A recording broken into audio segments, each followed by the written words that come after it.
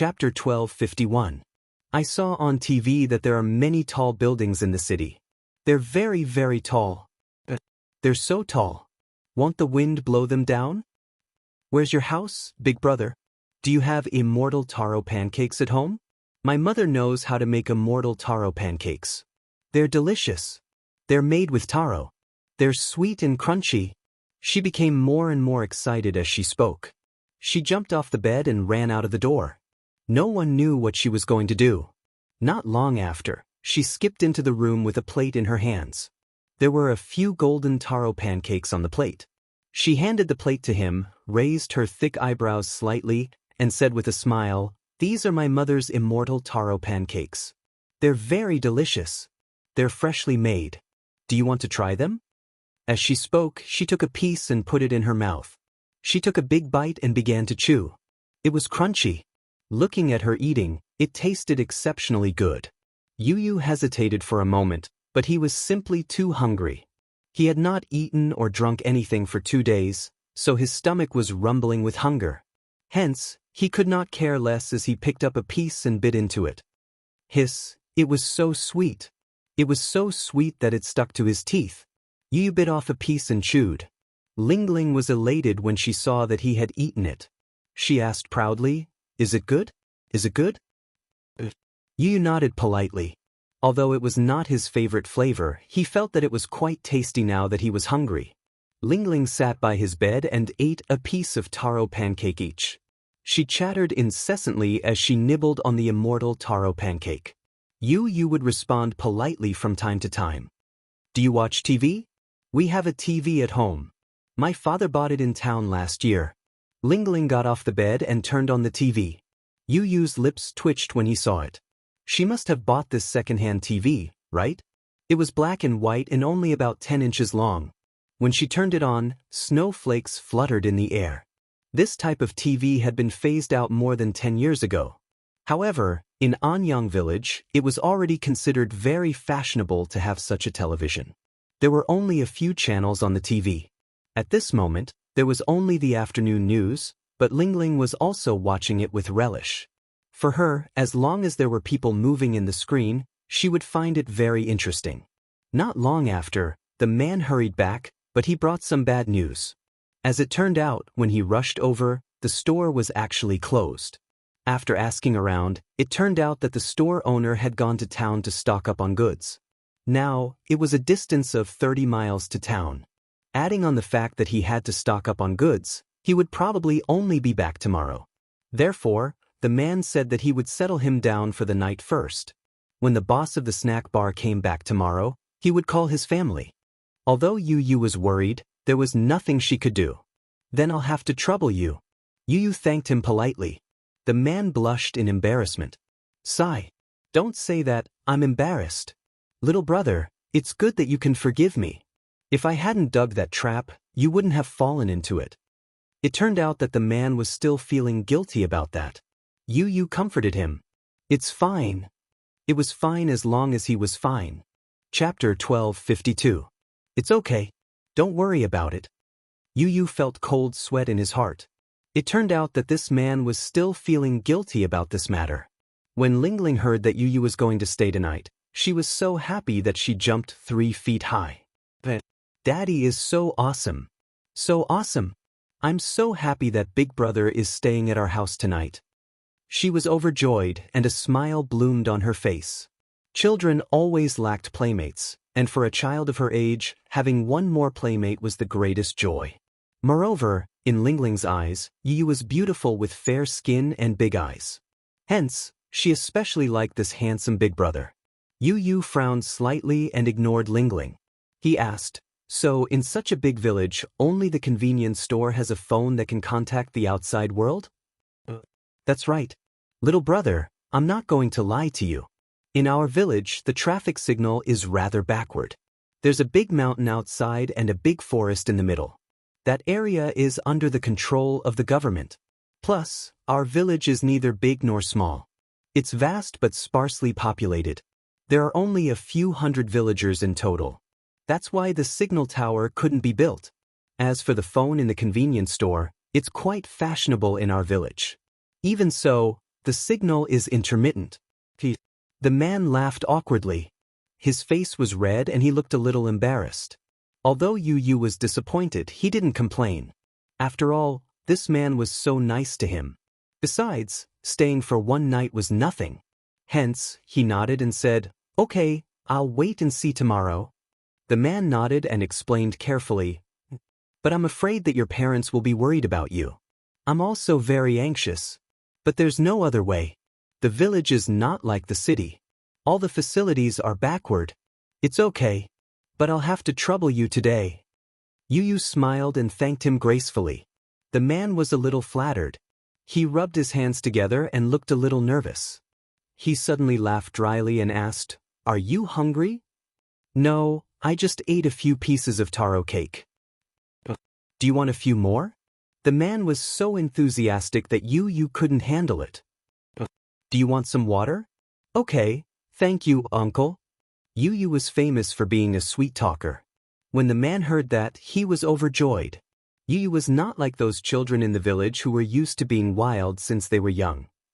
But he was only 7 years old. Yu was very polite. Yu's heart was sweeter than honey. From their conversation, Yu learned that the man's name was Zhao Xiangjuan and that he was an ordinary villager in the village.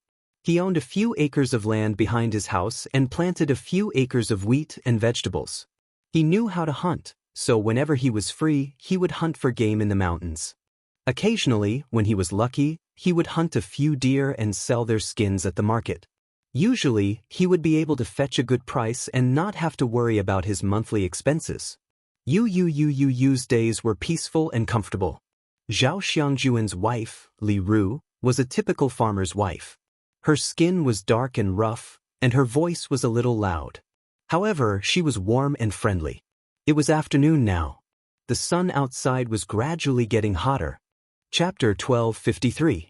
Ling pulled him along and proudly introduced Yu to a few of her friends in the village.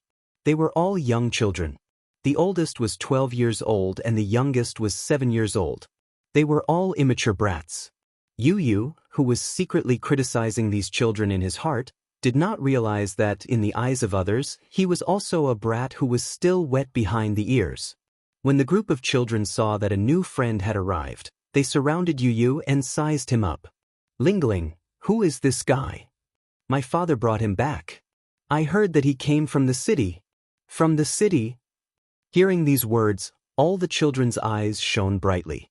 They crowded in front of Yu and asked him curiously. The children in the city are just like what they show on TV. Their skin is white and tender. "Hey, what's your name?" The child who spoke was called Ergo. "His name is Yu. You can call him Yu." Zhao Linghua introduced him enthusiastically. "Yu, that's a nice name. It sounds so Western. It's not as old-fashioned as my name. Yu, you're so good-looking. You look like a white porcelain doll. I heard from my father that the children in the city are all little princesses and young masters. Yu, are you a young master too?" Yu's lips twitched for a while. Zhao Linghua gently tugged at Yu's sleeve. Because she was shy, her face was red. She lowered her head slightly and said expectantly, "Little brother, do you want to play with us?" "Ling." Li Ru pretended to be angry and said, "Little brother is injured. How can he play with you? Don't mess around. Also, have you finished the homework that the teacher gave you?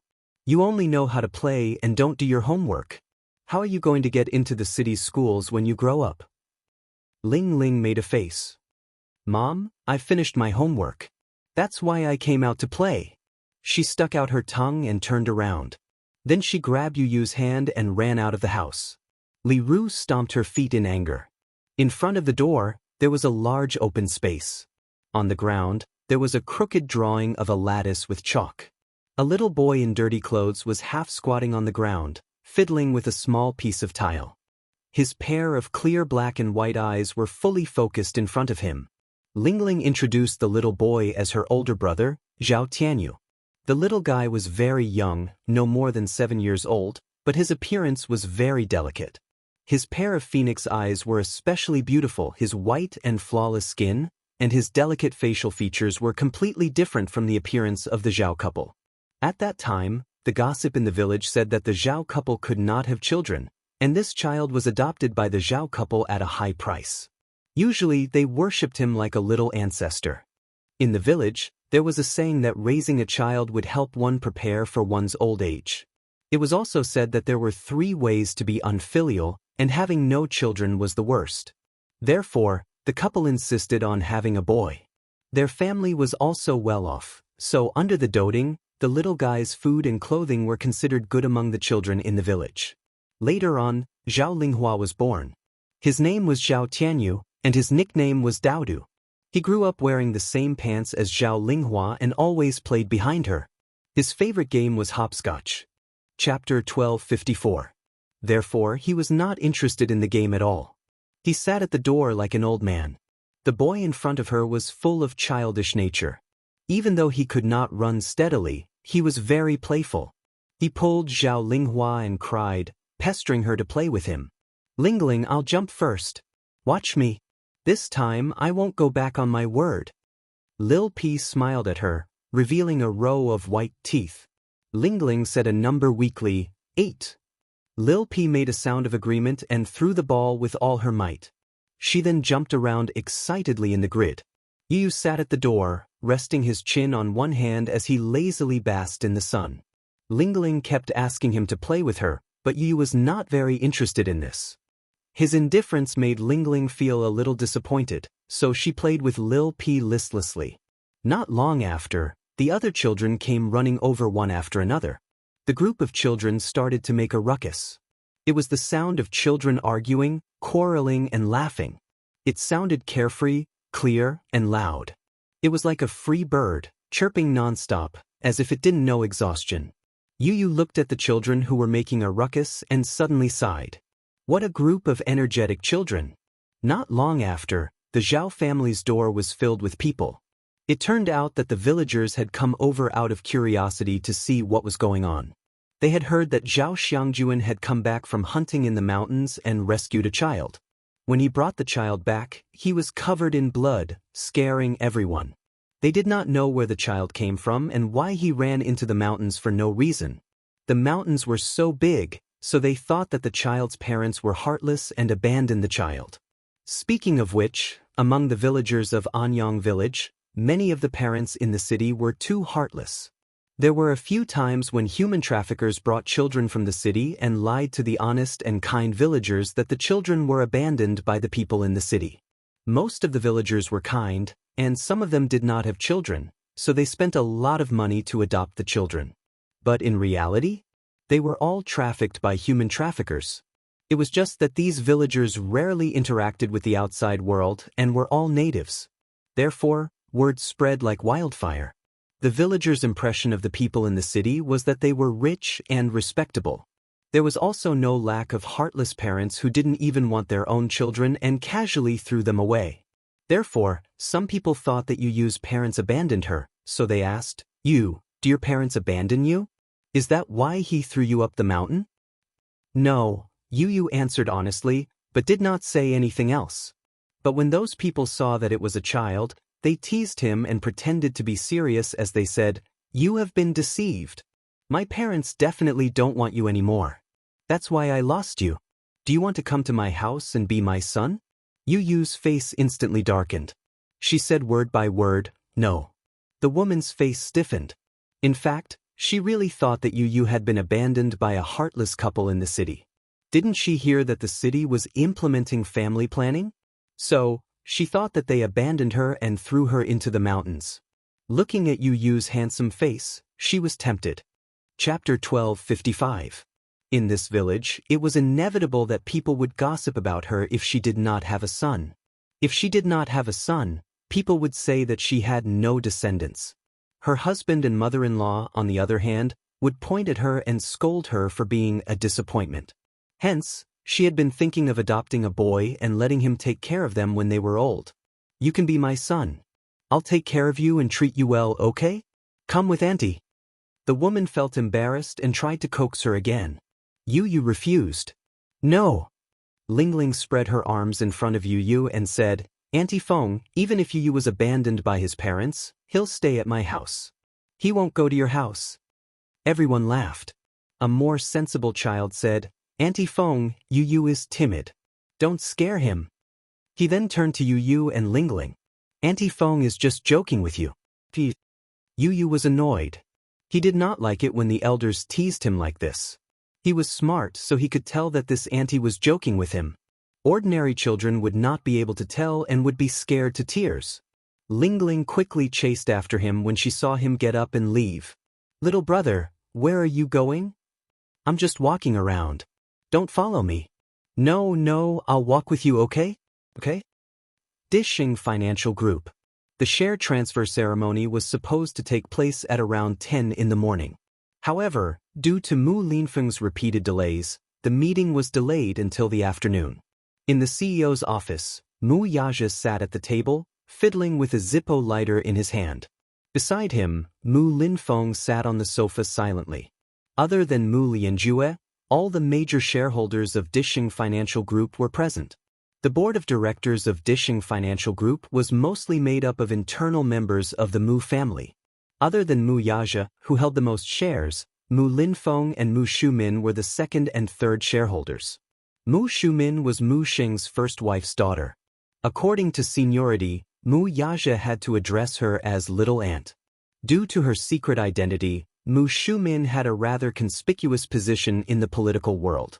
Therefore, she had never participated in the board meetings of Dishing Financial Group, no matter how big or small. However, it was different this time. There was actually news that her nephew was transferring his shares to Mu Lianjue. When she found out about this from Mu Linfeng, she was the first to disagree. Before Mu Yaja arrived, Mu Linfeng had already briefed them on the matter. When they heard that Mu Yaja was willing to give up his shares of Dishing Financial Group for a woman, everyone's eyes widened in shock. They were taken aback because, as bystanders, they knew very well that the man was only 27 years old. What exactly had he experienced in order to reach such a prominent position today? One must know that the Mu family's internal affairs were complicated and involved a lot of interests. Not counting the members of the main family, just the side branches of the Mu family alone had many outstanding people. To be able to reach such a level in such a big family was not as simple as shedding a layer of skin. To say that they fought until their heads bled was an understatement. Chapter 1256. It was not because of anything else but Mu Yaja's capabilities. Despite his young age, he already had extraordinary capabilities. Moreover, he had the support of Mu Sheng, the head of the family, and his second uncle, Mu Linfeng. That was why he could reach where he was today.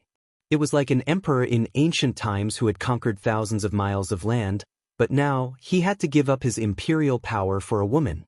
How could they not be shocked? Ceding the shares to Mu Lianjue meant that there would be a change in the head of the Mu group from now on. This was quite a big change for the board of directors. The change of Dishingso was closely related to the board's interests. A few years ago, when Mu Yaja took over Dishing from Mu Sheng's hands, everyone was skeptical of him. At that time, Mu Yaja was only in his early 20s. Everyone was against handing over such a huge financial group to him. At that time, Dishing was facing a critical moment of life and death. As the CEO, he could decide the life and death of the Mu group at any time. With a single thought, all the accumulated hegemony could be destroyed overnight. The board of directors urgently needed a wise monarch to lead the financial group in the right direction. Mu Yaja had just taken office for a few days, and a few shareholders on the board of directors had made things difficult for him. They thought that he was inexperienced and could not perfectly help Dishing overcome its crisis. However, a year later, Mu Yaja gave the board of directors a perfect answer. He proved to them that not only could he do it, but he could also do it well. Today, Dishing Financial Group's businesses covered the entire world. Shopping malls, resorts, real estate, entertainment, internet, every branch of the company was much better than the other businesses in the same industry. Only then did the board of directors have nothing to say and truly acknowledge this young and promising CEO. In the past 5 years, the quarterly financial reports had increased by 100 times compared to 5 years ago. There was such a rumor circulating within Dishing Financial Group. As long as one owned even 1% of Dishing Financial Group's shares, One would not have to worry about food or clothing for the rest of one's life and enjoy endless glory and wealth. As for Mu Yaji's Dishing Financial Group, as long as he owned 0.001% of the company's shares, the annual dividends would be equivalent to the profits of an industrial company for an entire year. It could be said that Mu Yaji would not be left with nothing after leaving Dishing. After so many years, the connections he had accumulated during his reign, coupled with his own abilities, were more than enough to create an empire that truly belonged to him. As for Dishing, if he left him, he would probably go back to how he was a few years ago. The country's economy would also undergo great changes. In the foreseeable future, the economy would decline, industries would decline, and the stock market would shake. As the saying goes, a country cannot be without a ruler for a day. A country cannot leave its unified, correct, and effective management. Relatively speaking, this theory was very useful in a family business. Similarly, Dishing Financial Group could not afford to lose a wise leader. "You brat, don't tell me you're really going to cede your shares to that old thing?" Mu Linfeng slammed the table in a thunderous rage. Mu Yaji sneered inwardly. It seemed that this second uncle of his was going to bring the board of directors to denounce him. Chapter 1257. He had put in a lot of effort into making the Mu Group what it was today. Since Dishing Financial Group had developed to this point, he had not been able to get to where he was without his help. Back then, he was young and full of talent. However, having the ability did not mean that he had the opportunity to show off his skills. After all, it was very difficult for him to gain the approval of the board of directors when he was only in his early 20s without the accumulation of connections. Back then, it was also his second uncle who supported him against everyone's objections. His original intention was to hand over the Mu Group to him so that it could reach a higher level. Mu Yaji did not disappoint him. He did it. However, now, he was actually willing to give up the Mu Group's great foundation for a woman. What Mu Linfeng did not want to admit was that even if Mu Yaji left the Mu Group, he would still become the cream of the crop and the cream of the crop. However, if he left the Mu Group, it would only sink rapidly and would no longer be the overlord who could summon the wind and rain. Mu Linfeng's worries were not unfounded. As early as 2 years ago, Mu Yaji had started to cultivate his own power outside. He knew very well that no matter how big the Dishing Financial Group was, it could not be bigger than the sky. No matter how deep the foundation was, it could not be deeper than the ground. Since ancient times, there had never been a family that could run rampant for hundreds of years. Everything had always started from nothing and then from something to nothing. Yin and yang alternated, and the cycle repeated itself. No matter how small a grain of sand was, it could still accumulate from small to large. No matter how big a foundation was, it could still collapse. Moreover, the Mu Group was a family-run business. The capital and shares were mainly controlled by a member of the Mu family. He was already sick of it. Every time he made a decision, there would always be a few small figures from the family who would jump out to protest. He was also sick of being suppressed by the elders and being ordered around. He was Mu Yaji. There was no saying that he could not live without the Mu family. Since he could push the Mu Group to the top 6 years ago, he could also build his own empire within 6 years. Moreover, he was such a proud man. Once he grasped the opportunity, he would build the world that belonged to him. In fact, in the past few years, he had been secretly diverting people from his businesses. In the past few years, he had gathered people to form an elite group. If he left the Mu Group, other than a large group of elites leaving with him, he would also take a group of talents that he had cultivated with him. Other than that, he would also ruthlessly cut off a large piece of Dishing's flesh. After all, that was what he deserved. The Mu family was such a big family. They had outstanding talents, but they also had lazy good-for-nothings. These people were like locusts, gnawing at the monument that he had condensed with all his hard work until it was full of holes. He had already deeply experienced the drawbacks of family-run enterprises. The internal structure of the Mu Group was gradually decaying. He did not want his hard work to be dragged down by these locusts. He, Mu Yaji, would never allow anyone to be above him. Be it Mu Sheng or Mu Lianjue. It was still Mu Linfeng. He was so proud. How could he tolerate these people becoming his fetters? As for the kindness that Mu Linfeng had shown him, he was grateful. However, after working hard for him for so many years, it should be enough to repay him, right? Chapter 1258. Mu Shumin paused for a moment before asking sternly, "Have you ever thought about whether it's worth it for you to do this? Is it worth it for a woman?" Mu Yaja raised his head and looked at her coldly. "Why isn't it worth it?" "It's worth it." "Worth it?" Mu Shumin coldly snorted, but disapprovingly. "I'd like to see for myself who this woman is to make my nephew, who has always been indifferent to women, fall so deeply in love with her." "Yaja, don't be silly. You'll really regret it if you give up the Mu Group's foundation for a dirty woman." Mu Yaja's lips curled up slightly, clearly disagreeing with her words. In fact, Yun Shirshir was already under his protection. The two children had already escaped from Mu Lianjue's captivity, but Yu Yu's whereabouts were still unknown. Although she was not in Mu Lianjue's hands, he could very well cancel this matter and not transfer the shares to him. However, he was worried that the latter would fly into a rage out of humiliation and secretly send someone to kill Yu Yu. If that happened, the loss would outweigh the gain. If a mere Mu group could be used to exchange for Yun Tianyou's safety, then this deal was worth it. Of course, Mu Linfeng would not let this matter rest. "Auntie, do you think that I don't know what I'm doing? I, Mu Yaja, am not someone who can't live without anyone. No matter what, you can't transfer the shares in your hands to someone else. You should know how important you are to Dishing and what kind of position you have in the company."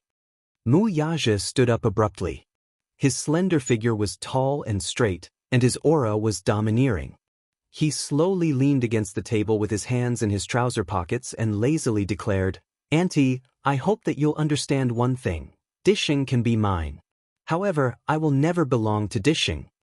Mu Shumin was infuriated, but he suppressed his anger and tried his best to calm down as he negotiated with him.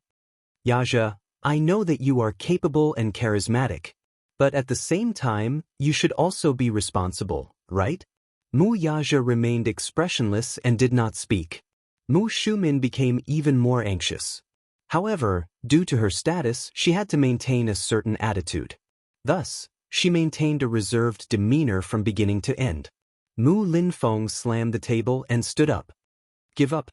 I will never let you play with our hard work like this. There is only one CEO in Mu Group, and it can only be you. Yaja, listen to me. I've been through this before. When I was young, I was as impulsive as you. But second uncle knows your ambition and your courage. However, things like women will only become your fetters. You shouldn't be so impulsive because of a woman." "Women? Something like that?" Mu Yaja furrowed his brows all of a sudden. His gaze was as cold as an iceberg crashing into it. Chapter 1259. Mu Linfeng ignored his expression and said coldly, "I understand. You're not young anymore, and it's time for you to start a family.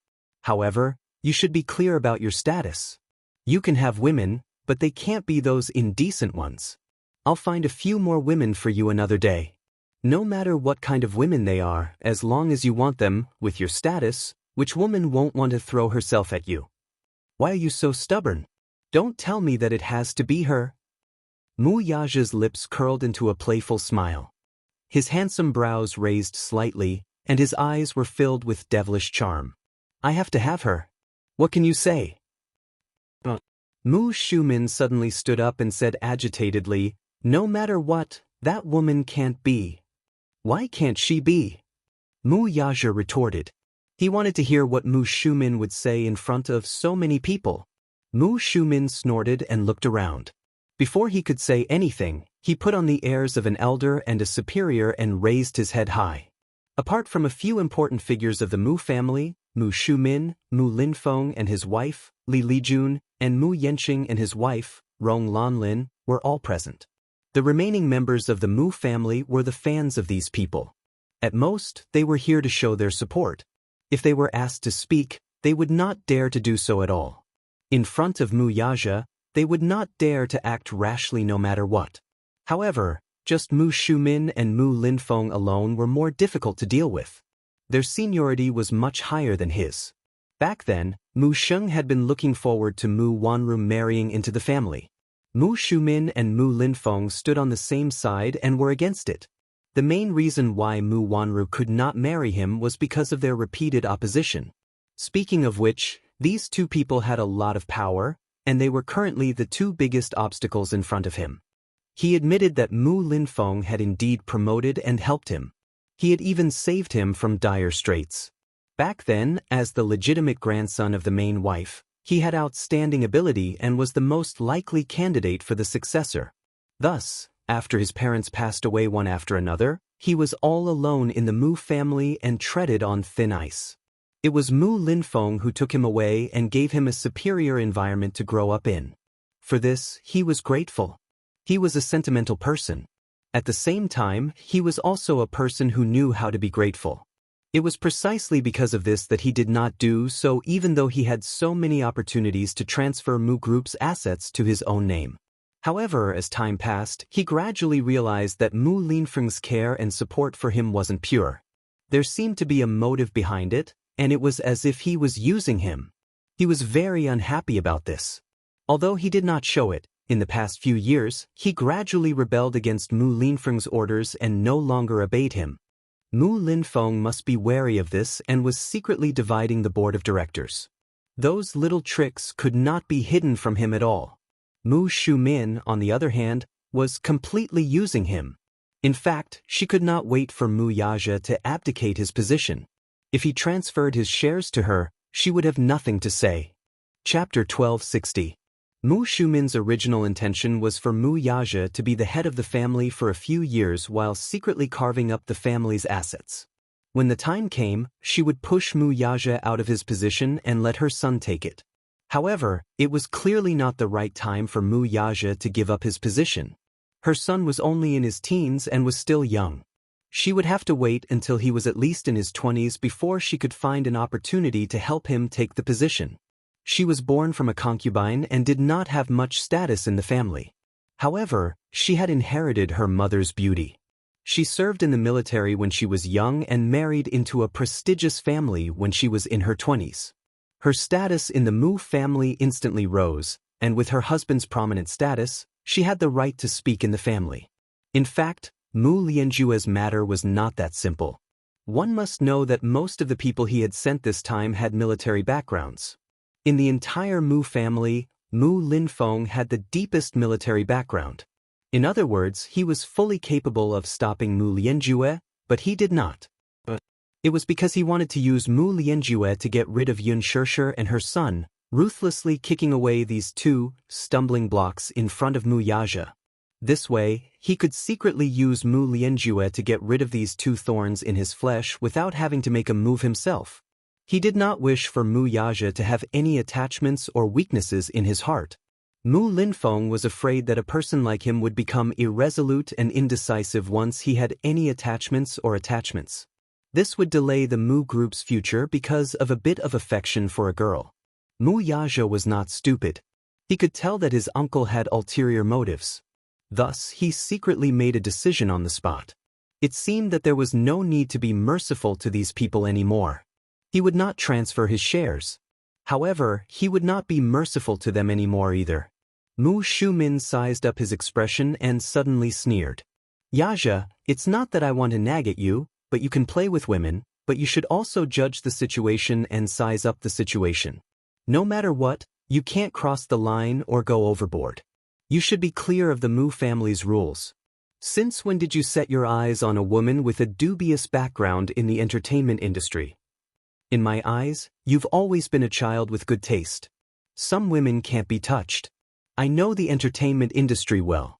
Women who can make a name for themselves must be unrestrained behind the scenes. I've heard of Yun Shirshir's name before.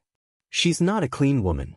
Listen to Auntie's advice. Stay away from this kind of woman. Play with other women. Play. Mu Yaja coldly tugged at the corner of his lips as his eyes turned frosty. Auntie, you're mistaken about something. He was serious when it came to Yun Shirshir.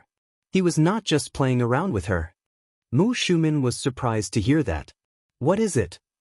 Speaking of which, I happen to have something to announce to the few elders. Mu Yaja suddenly turned around and sat down on the sofa. Facing the few important figures of the Mu family, he announced, previously, the Mu group announced a media conference, but due to some unforeseen circumstances, it has been postponed again and again.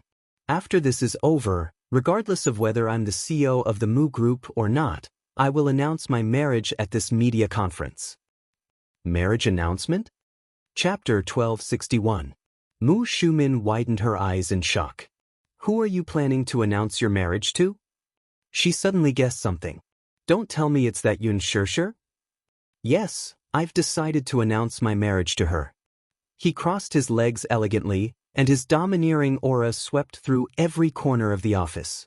Mu Yaja coldly swept his gaze across the room and said in a cold voice, I know this is a sudden announcement, so I'm informing all of you first. No way. Mu Shumin was the first to stand up and reject him, sizing him up in disbelief. Her face, however, was filled with unconcealable disappointment and heartache. She initially thought that her nephew was just toying with that woman, but even if it was just a game, she would not allow it. She did not expect him to say something so shocking, saying that he would announce his marriage to her at a media conference. This news was too shocking. That kind of woman will never be able to step into the Mu family's doorstep. Yaja, are you crazy? If you marry that woman, what will the outside world think of us? I heard that she's the woman who was your surrogate 6 years ago. I also heard that she gave birth to 2 children back then, and in the past 6 years, she secretly hid one of them. This is clearly a conspiracy. To think that you're so smart, can't you see that she's planning to use her son as a bargaining chip to marry into the Mu family? She should take a look at her status and see if she's worthy of the title of the Mu family's young mistress. That kind of woman isn't even fit to carry my shoes. Mu Shumin knitted her delicate brows. Her heavily made-up face was filled with disdain and contempt. She had always been prejudiced against women in the entertainment industry. She always felt that they were dirty and cheap, and that they would do anything to climb the social ladder. Therefore, in her eyes, Yun Xianxia was the same. Mu Linfeng's face darkened as he expressionlessly said, "The second uncle should also think that you should start your own family at your age. However, I'm also opposed to this woman marrying into the family. Second uncle's attitude is clear. As long as I'm still alive, I won't allow her to take a step into the Mu family." His tone was firm and unyielding, leaving no room for rebuttal. Mu Yaja scanned the crowd's disapproving looks and sat up straight expressionlessly. His languid posture resembled that of an elegant emperor. His expression was leisurely and indifferent as he slowly parted his thin lips. Announcing my marriage to all of you is out of respect for all of you. I'm just informing the elders of the Mu family. It doesn't mean that you have the right to stop or interfere. Have the right to interfere? I'm your aunt. As your elder, don't I have the right to ask about your marriage? Chapter 1262. I dote on you, so I can't just watch you marry a slut. Can you understand Auntie's good intentions? Besides, this woman wants to use the child to blackmail you. Dream on. I'll put it this way, Mu Yichen's child will be acknowledged by the Muse. However, we won't acknowledge Yun Xianxia's son. She can forget about bringing that little b *st *rd into the Muse house.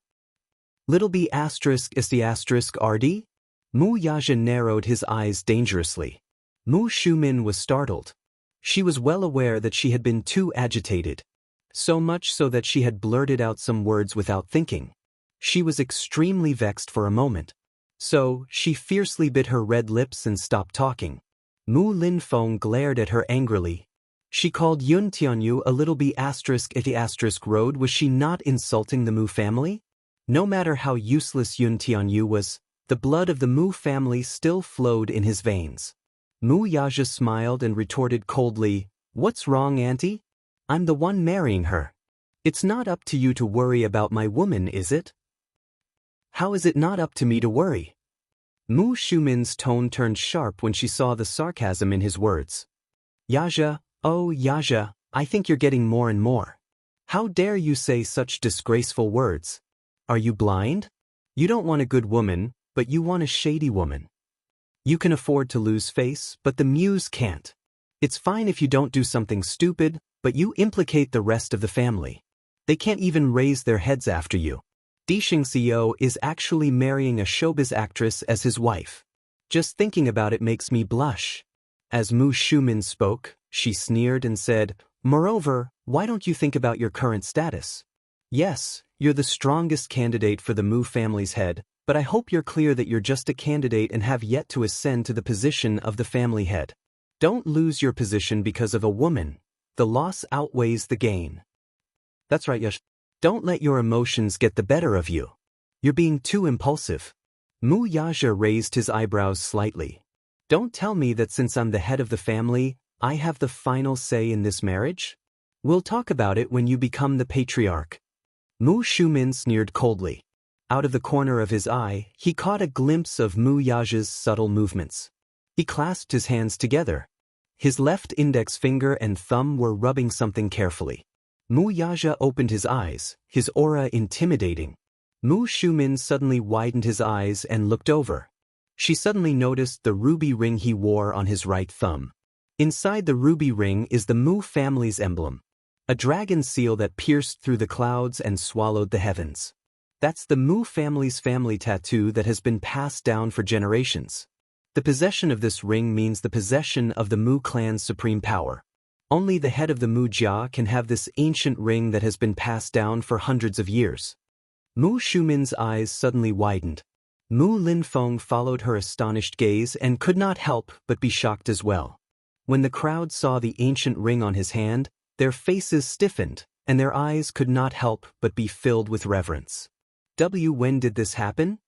Mu Shumin could not even speak coherently. Mu Yaja did not even raise his eyebrows and remained silent. Chapter 1263. From today onwards, he would officially become the head of the Mu family. Mu Linfeng was also shocked speechless. Mu Yaja's lips curled into a mocking smile. As you can see, I'm now the head of the household and the most powerful person in the Mu family. I don't want to hear anyone say otherwise about who I'm marrying. Everyone fell into a strange silence. No one dared to speak. Although Mu Shumin could not suppress his anger, he did not know what to say. Mu Linfeng said gloomily, "Let me ask you again. Do you really want to marry that woman? Must you marry her?" "Second uncle, I've already made my stance clear. No matter how much you ask, it's useless." Mu Yaja raised his chin arrogantly. His attitude was arrogant and insufferably arrogant. "Second brother, pay attention to your words. Is this the attitude you should have when speaking to your second uncle? How can marriage be a trifling matter? I'm also considering this from your perspective. It's fine if you don't appreciate my kindness, but you're still acting so overbearing." Mu Yanqing spoke up from the side. Mu Yaja swept a cold glance over. His eyes were sharp and contained a sharp warning. "You have no right to criticize my decisions. Who are you to talk to me like that?" Mu Yanqing immediately shut his mouth. His face alternated between green and white in embarrassment. As a side branch, it was indeed inappropriate for him to butt in. Although he was only a year younger than Mu Yaja, there was a huge disparity in their status. He was jealous, but more than that, he was unconvinced. Mu Yanqing was also young and impetuous. In his heart, he was not much worse than Mu Yaja. He just lacked the opportunity and status. In terms of ability, he boasted that he was extraordinary. Therefore, when he was pressured by Mu Yaja, he felt indignant. What right did he have to be so arrogant and overbearing? Was it just because he was the head of the Mu family now? Did he think that he was so great because he was the head of the household? Just because he's the Mu Jia's patriarch, he can overestimate himself and challenge the authority of the Mu Jia's rules? What are you being so arrogant for? I wonder how long you'll be able to sit on the patriarch's seat. Mu Yanqing cursed fiercely in his heart. He was extremely unwilling, but he could only force a smile on his face. "Do you have any objections to this marriage?" Mu Yaja asked. Mu Shumin's face was full of anger as he said in a sarcastic tone, "Hee, you're the patriarch now, so of course you have the final say. I just feel that your second uncle really made a mistake back then. Why did he support you? Now that you're in power, you're going to drag the entire clan down with you." Mu Yaja's cold gaze swept over and landed on Mu Shumin's body. The hidden sharpness in his gaze was enough to stab her. Mu Shumin was immediately enraged by his stare. Why are you glaring at me? You don't know the immensity of heaven and earth. Do you really think that you can do whatever you want just because you're the patriarch? No matter what, I'm still your aunt. Don't be too self-righteous. Humph. I hope that's the last time you say those words just now. Don't let me hear them again. Are you threatening me? Mu Shumin stood up agitatedly. Shumin, stop talking. Just let him go. He'll regret it sooner or later. Mu Linfeng said angrily. Chapter 1264. Sometimes, he lamented the fact that he had so many family members despite the size of the Mu family. The same blood flowed in their bodies as he did. And yet, sometimes these people might be your family, but they didn't seem like family at all. Everyone here seemed concerned on the surface, but in reality, they couldn't wait to find a suitable opportunity to force him to abdicate. In a family where fame and fortune were the most important things, there was no need to talk about kinship. Since they didn't give him any face, it was ridiculous to expect him to care about kinship. Mu Yaja said coldly, "Second uncle, I've never regretted my decisions. I thought you knew me well enough." Mu Linfeng scoffed. He was clearly so angry that he could not speak. Mu Shumin said from the side, "Then what about the upcoming board meeting? Are you really going to transfer your shares to your fourth uncle? As long as second uncle promises me one thing, I'll cancel the shareholders' meeting." "What is it?" Mu Yaja's voice deepened. "Keep your subordinates in check. Since when can an outsider order the people in the capital military district around as he pleases?" Mu Linfeng's heart skipped a beat as he exchanged glances with his nephew. He understood that his nephew had seen through his intentions. Immediately, he sneered and nodded. "Good. I promise you. Then I still have something to do, so I'll take my leave first. Cancel the shareholders' meeting, and I'll leave fourth uncle's matter to you, second uncle. I don't want things to escalate to the point where I have to resort to my own means to deal with it." Mu Yaja stood up and walked to the door. Suddenly, he stopped and turned around slowly. "However, I still have something to warn you all." He turned around and swept his gaze across the crowd as he enunciated each and every word clearly. "If anyone dares to lay a finger on them under my nose, don't blame me for being rude." With that, he strode away without looking back. After the door was slammed shut, Mu Shumin was so angry that he trembled all over. He stood up agitatedly and pointed in the direction Mu Yaja left, his face red with anger. Mu Linfeng sat at the side in silence. Mu Yaja, on the other hand, had thoroughly disappointed him. This brat, it seems that after becoming the Mu Jia's patriarch, he doesn't know the immensity of heaven and earth. His wings have hardened and he has the ability to fly. A few senior people sat at the side with cold faces, causing the temperature in the huge office to drop to the extreme in an instant. Mu Yanqing was so angry that his face turned white. After being humiliated by Mu Yaja just now, it was hard for him to vent his anger. He turned to accuse Mu Linfeng. "Second uncle, I don't mean to say anything bad about him, but this brat is too disrespectful." "That's right. Yaja's performance today was truly chilling. Previously, because second brother had promoted him, I had always thought highly of him. Why is it that now, her temperament is quite unreasonable? This woman is really a scourge if we leave her alive. Second uncle, look, some time ago, he actually went to the Song family to seek revenge for this woman. Now that the Song family is here to complain, where is the Mu family's face? Sigh, that woman really has some tricks up her sleeves. I don't know what she's capable of, but she's actually leading him by the nose. What a scourge."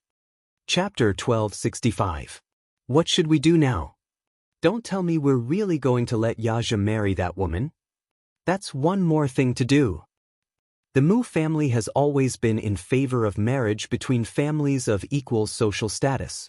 That woman isn't of equal social status, and she's not even chaste. Is she even worthy? Mu Shumin snorted at his uncle. "Second brother, what do you say? Are you really going to watch him fool around and not do anything about it?" What can I do? I've already said and tried to stop him, but he just won't listen. What's the use of that? I admit that Xianxia has been in the Mu group for so many years, and he has indeed contributed a lot to the company's development. However, that doesn't mean that he can do whatever he wants just because he has achieved so much.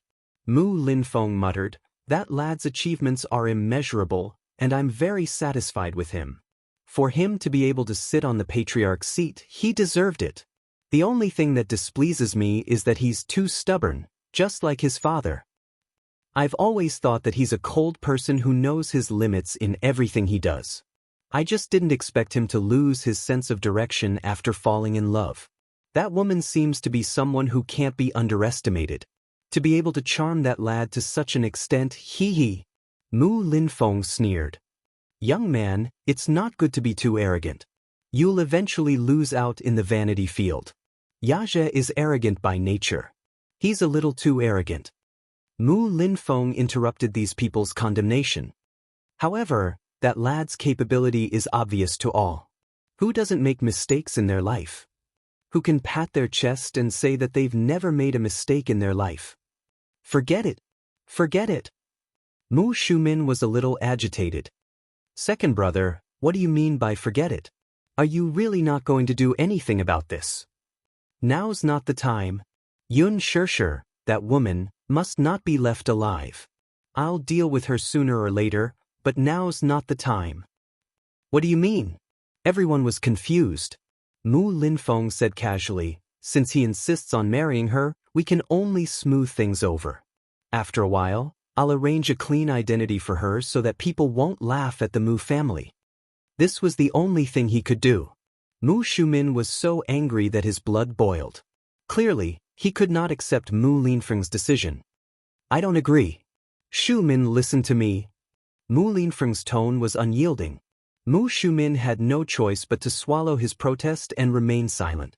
Mu Yanqing said from the side, Second uncle, sometimes you're really biased. How is second brother better than me?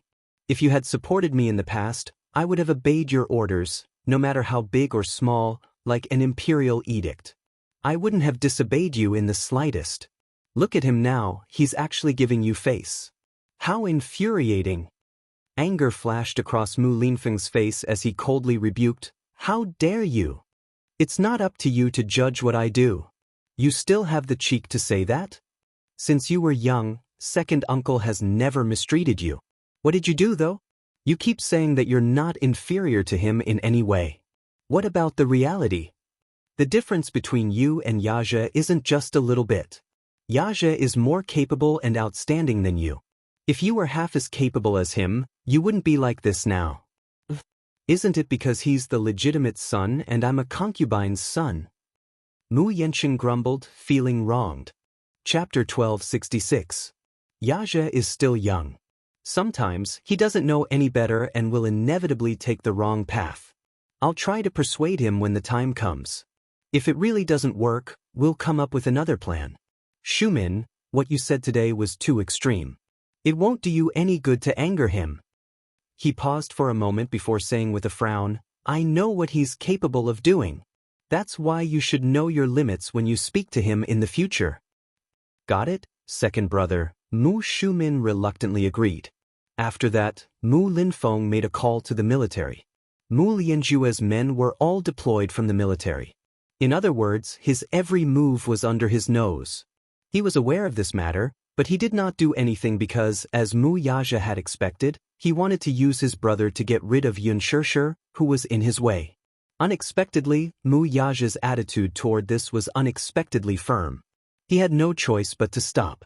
With a call from him, the people in the military immediately obeyed the imperial edict and withdrew all their men. When Mu Lianjue learned of this matter, he knew that the situation was hopeless, but he was indignant. Hence, while the men in the military district were sent back, the assassins he had sent out were still on their way. He had no intention of calling them back. Mu Xianxia had caused him to suffer greatly, so he had to give him a taste of his own medicine. The sky gradually darkened. Yu sat on the mountaintop, bored to death. Zhao Linghua was still chattering in his ear, but he chose to automatically block her.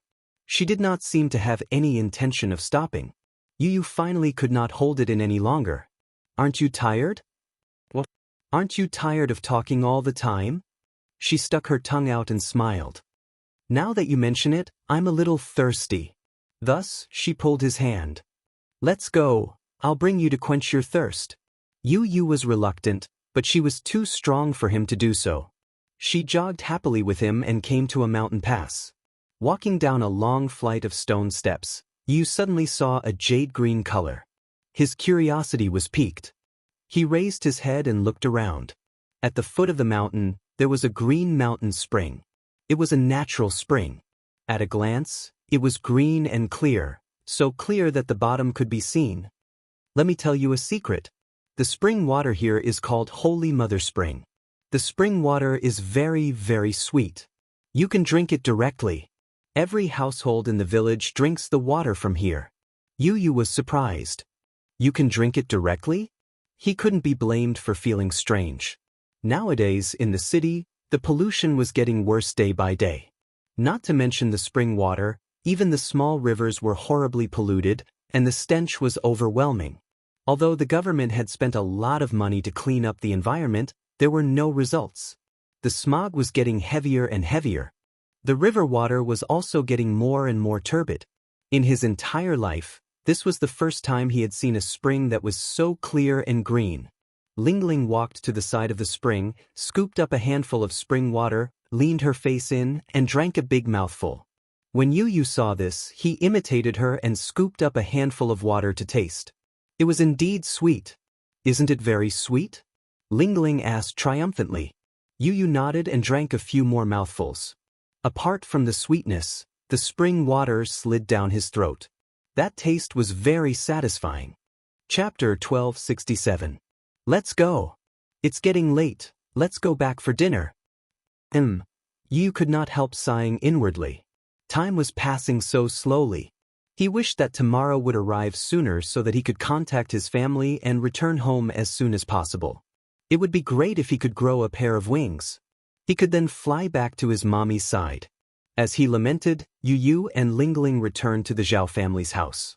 Dinner was ready. Yu glanced at the table. The dishes were simple and plain, but they were all homegrown vegetables and rice. Sometimes, he envied such a peaceful and simple life. Yu lamented again. After thanking Zhao Xiangjuan and Li Ru, he picked up his bowl. His eating posture was so elegant that it was truly astounding. Li Ru could not help praising, "Ah Jun, look, the children in the city are indeed different. Look at his eating posture. He's just like a young master, so elegant and polite." With that, she did not forget to admonish Lingling and Daodu. "Look at you too, you should learn more from him." Lingling stuck out her tongue indignantly and buried her head in eating. After finishing his meal, Yu put down his bowl and chopsticks and thanked them again. "Thank you, Uncle and Auntie, for preparing such a delicious dinner for me. I'll remember your kindness when I get home." "Hey child, why are you being so polite?" Li Ru's heart was filled with sweetness when she heard this. Yun Tianyu was serious about this, though. His mommy had taught him since he was young that he should remember the kindness of a drop of water. When he got home, he would think of a way to repay this family handsomely. At night, there were only a few small rooms in the Zhao family's house. Usually, Daodu and Lingling slept on the same bed. Now that Yu was here, they could only suffer and squeeze together with the three children. Yu was not used to beds. The Zhao family's bed was especially hard, so he did not sleep well. He tossed and turned in bed and only fell asleep in the middle of the night. In the middle of the night, Yu was half awake when he suddenly heard a commotion outside the door. Yu was awakened by the noise and saw Li Ru running in with her hair disheveled. Without saying anything, she picked up one child in each hand and woke Lingling up. She lowered her voice and said, "Lingling, wake up. Come with me." Lingling had a confused look on her face. She was half awake, but she subconsciously listened to Li Ru and ran behind her. Li Ru carried Yu and Daodu in each of her arms while Lingling followed behind her. She ran up the mountain with the three children in tow. What happened? Lingling followed behind Li Ru, panting heavily. She rubbed her sleepy eyes with one hand, obviously confused. Just now, in the middle of the night, she suddenly heard the courtyard door outside her house being kicked open. She immediately got up from the bed and rushed to the door with Zhao Xiangjuan, only to see a few men in black walking in. Their first words were, "Where's the child?" Child? Li Ru did not understand. What child? For you. Don't play dumb. Hand over the child you saved today. They followed the trail all the way here. Just as they arrived at the village, they heard that this family had saved a child from the mountains. The child was about 7 or 8 years old and was covered in blood. They were certain that this child was the one they were looking for. Zhao Xiangjuan immediately realized that these people did not come with good intentions, so he quickly ordered Li Ru to take the child and escape from the back door, leaving him alone to deal with them. Chapter 1268. Zhao Xiangjuan immediately realized that these people were not friendly, so he hurriedly instructed his wife to run from the back door with the children, leaving him alone to hold them off. The woman, who was flustered, did as she was told. She ran to the room with her hair disheveled. Carrying Yu Yu in one hand and Daodu in the other, she woke Ling Ling up and ran out from the back door with the 3 children. There was a very secluded mountain path at the back door of the Zhao residence, which led up the stairs. At this time, it was dark and windy. The night wind in the mountain forest was especially strong. It whistled like a knife, stinging one's cheeks. Li Ru ran in a panic, not knowing how far she had run with the children in her arms. As a farmer's woman, she had amazing physical strength because she had been doing farm work since young. Yu Yu and Daodu were very thin, so they did not weigh much in her arms. Ling Ling, on the other hand, was still young. After running a few miles on the mountain path behind her, she staggered and became a little unsteady. Amma, what's wrong? What happened? Ling Ling shouted in panic as she ran behind her. Even if her heels were sore, she did not stop running. Yu Yu remained silent throughout the journey. He lay on his mother's shoulder and looked in the direction of the Zhao residence from time to time. Suddenly, an ominous premonition arose in his heart. Could it be that Mu Lianjue's men had caught up with them first? He felt vaguely uneasy. His small hands clenched tightly into fists, and his palms were wet with sweat. Li Ru led them to a secluded temple on the mountain. This temple was old and cold. It had been abandoned for a long time, and no one had taken care of it. Usually, many children would occasionally come to this temple to play. Other than that, there were few people in this area. Li Ru hid in a small house with the children. She put them down, turned around, closed the door, and locked it. Then, she looked outside through the broken window from time to time. Yu Yu looked around. Under the white moonlight outside the window, he could see the dust flying in the air. Perhaps it had been abandoned for too long, for the corners of the room were full of cobwebs. The table was crooked and had fallen to the side, missing an arm or a leg. A musty smell wafted over. The room was cold and damp. Ling Ling, who was barefooted, was shivering from the cold. She walked behind Li Ru and gently tugged at her clothes. Amma, it's so dark here I'm scared. Shoo, don't make a sound. Li Ru reprimanded him sternly, and then looked outside the house vigilantly. Yu Yu curled up in a corner, her mind racing. He didn't know what had happened, but when he was half awake, he vaguely heard a gunshot and a fierce kick on the door.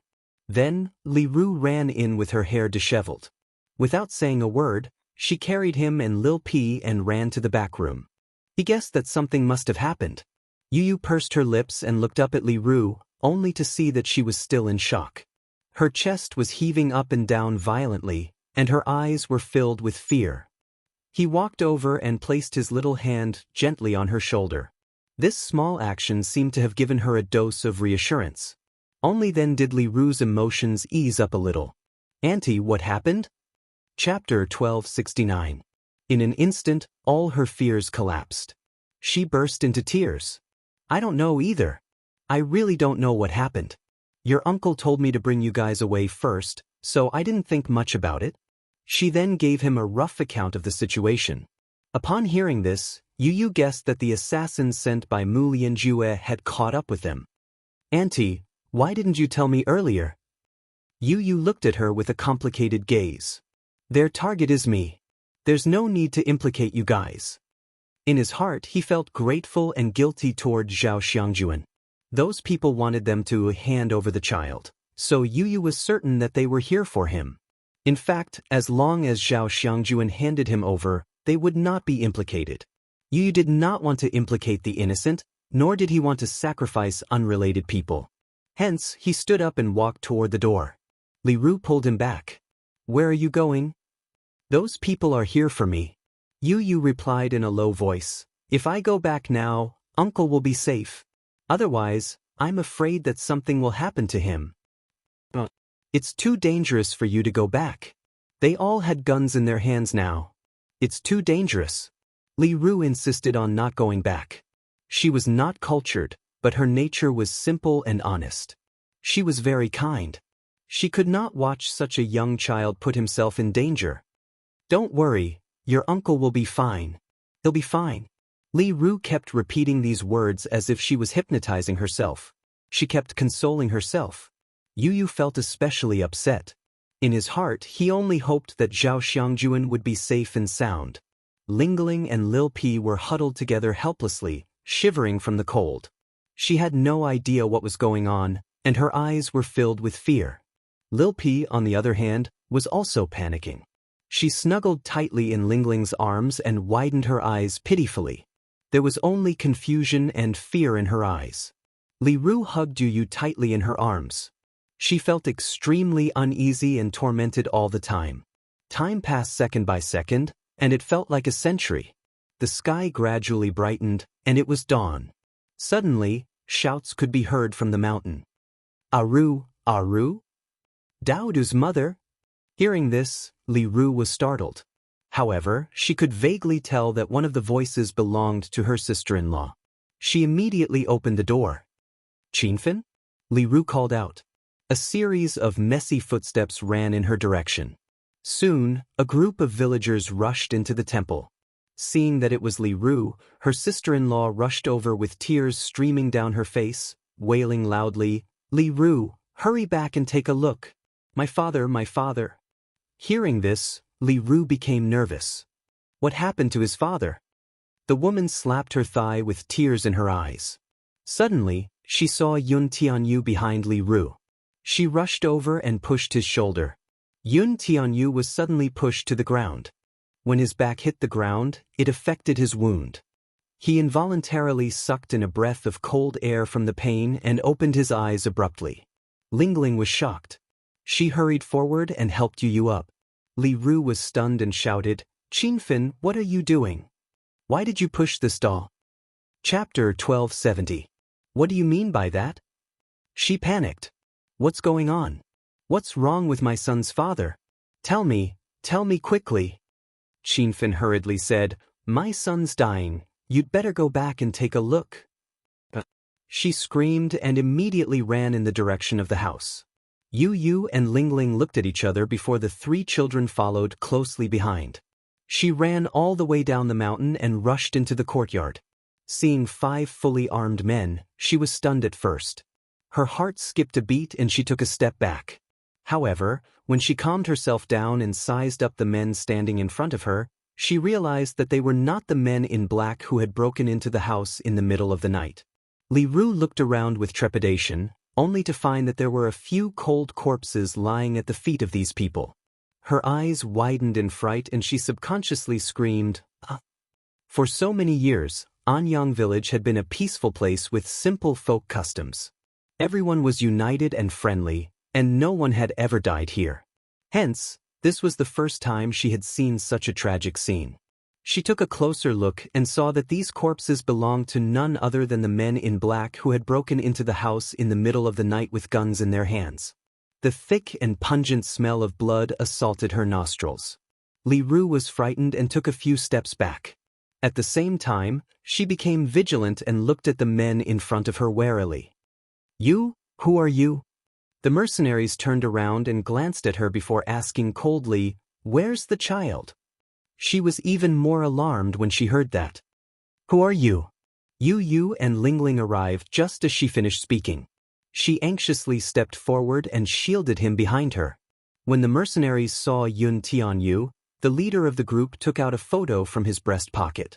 After carefully comparing the photo, he walked toward him. Li Ru became more alert. Qinfen stomped her feet in anger. Ru, why are you still helping this scourge at this point? Hand the child over to them. No. The child is innocent. We can't hand him over to them. She insisted stubbornly. Yu furrowed his brows and glanced at the mercenaries. When he saw the Hurricane Group logo on their armbands, his brows relaxed and he slowly pushed her away. She was shocked and reached out to pull him back, but Yu placed his hand on the back of hers. Don't worry, Auntie. With that, he turned around and calmly walked toward the mercenaries. Just when everyone thought that these mercenaries would take the children away in a rough manner, the moment they saw Yun Tianyu standing in front of them, the burly men immediately got down on one knee. Director Yun, we're here to receive you. After they finished speaking, they all lowered their heads, and a respectful expression appeared on their cold faces. This scene caused everyone to be shocked. Did they hear it? These men actually addressed a 7- or 8-year-old child. In their impression, this was a name on Yun. Everyone was baffled and found it hard to digest this fact. Yu glanced at them and asked in a low voice, "What exactly happened?" Chapter 1271. It turned out that, as Vermilion Bird's subordinates, they were sent as the vanguard to search for his whereabouts. They followed his trail all the way here, but they did not expect to be beaten to it by Mu Lianjue's assassins. By the time they arrived, Mu Lianjue's men had already shot and injured Zhao Xiangjuan. The two sides met and exchanged gunfire. Vermilion Bird's vanguard was of superior quality and killed Mu Lianjue's men in less than 10 seconds. At this time, Zhao Xiangjuan was already on the verge of death. He only had one last breath left. They observed for a while and found that the man's thigh was hit by a bullet, but it was not fatal. What was fatal was the bullet that hit his lung. They had experienced too many casualties in their lives. After checking his injury and performing emergency treatment, they found that the bullet had penetrated the man's lung artery. Generally speaking, a bullet in the lung was the cruelest. A person would suffer massive bleeding from a bullet in the lung, resulting in pneumothorax. They would fall into a coma or even go into shock due to breathing difficulties. 2 to 3 hours later, they would die from respiratory failure due to the massive bleeding in the lung. There was no hope.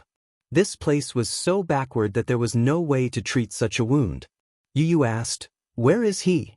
Where is he?" "In the house." As soon as she said that, she ran into the house like a madwoman. However, just as she stepped into the house, she vaguely heard a man's heavy breathing coming from the room. Ling followed behind her. The mother-daughter pair rushed into the room, only to be stunned when they saw Zhao Xiangjuan lying on the bed and convulsing all over. They were stunned for a few seconds. Then she let out a sorrowful scream. Her legs went weak as she stumbled to the bedside. Jun! Jun, what's wrong with you? Father! Ling pounced on him as well. She held the man's face in her hands, only to see that his eyes were rolled back and blood was foaming at the corner of his mouth while his breathing was rapid. He seemed to be dying. This realization was undoubtedly the end of the world for her. She felt as if she was about to be drowned out by an overwhelming fear. It was as if the sky was about to collapse. Zhao Linghua didn't know what had happened. She didn't know why Zhao Xiangjuan was injured, but seeing him constantly coughing up blood, she knew that this was a bad sign.